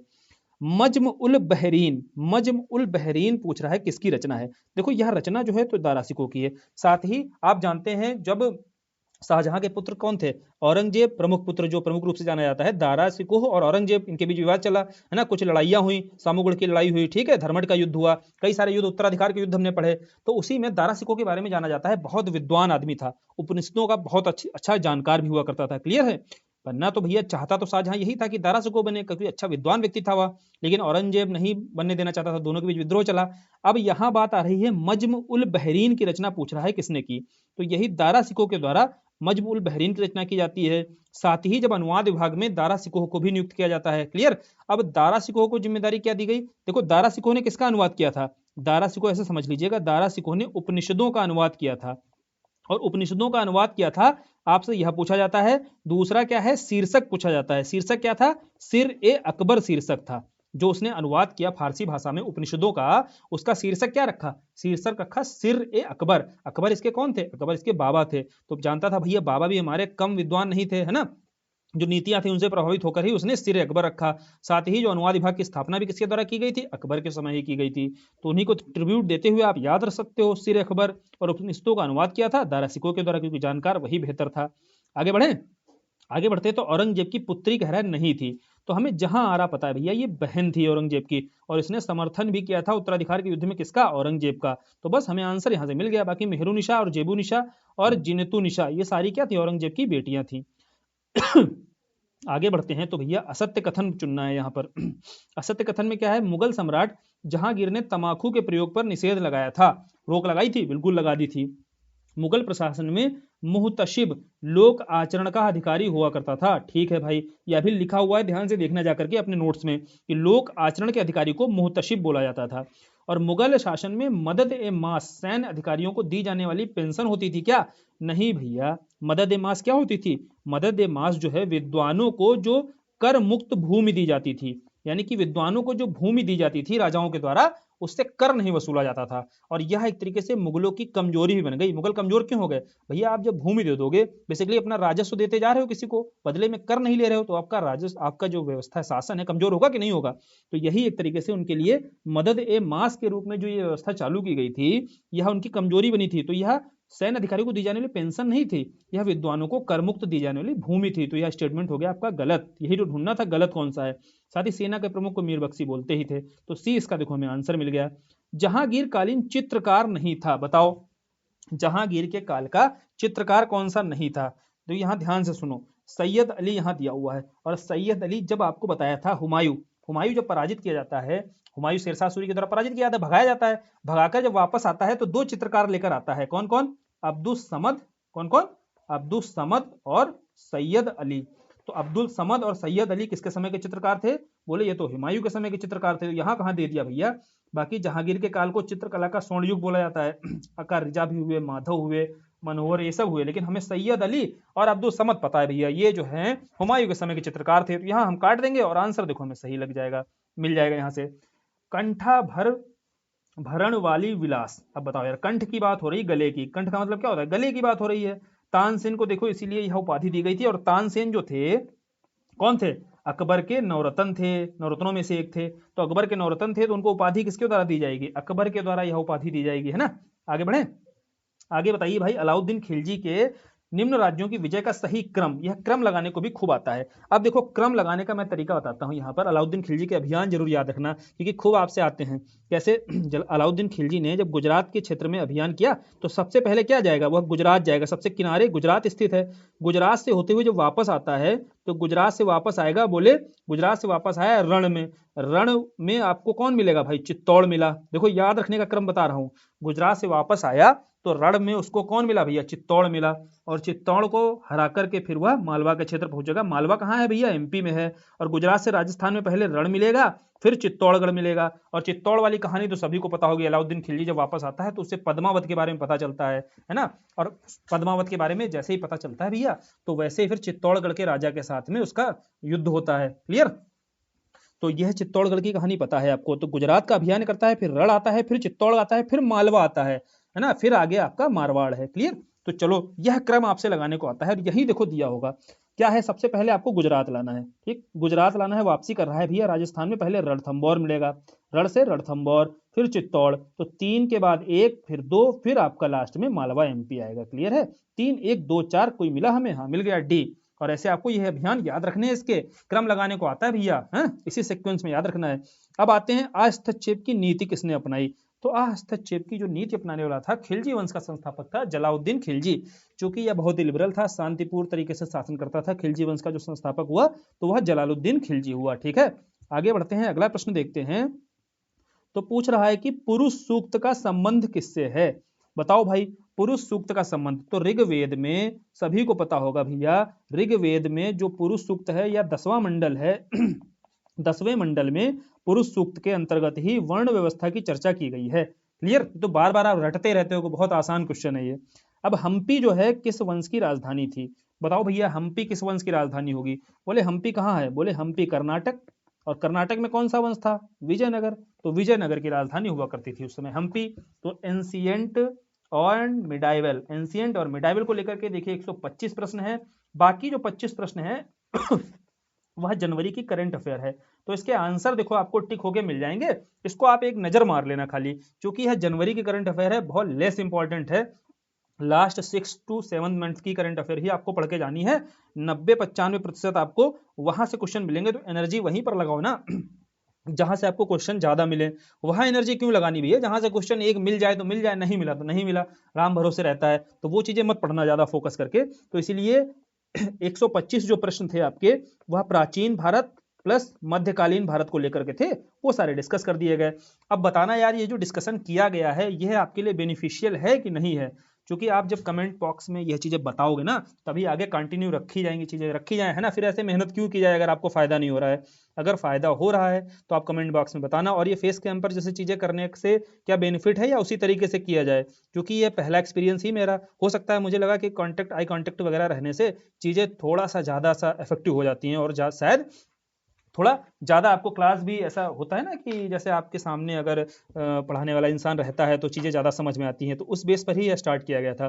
चलो फिर आप बताइए भाई, आज का लेक्चर फ्री ही खत्म करते हैं, काफी लंबा भी हो गया है, लगभग 1.25 घंटे का लेक्चर हो चुका है।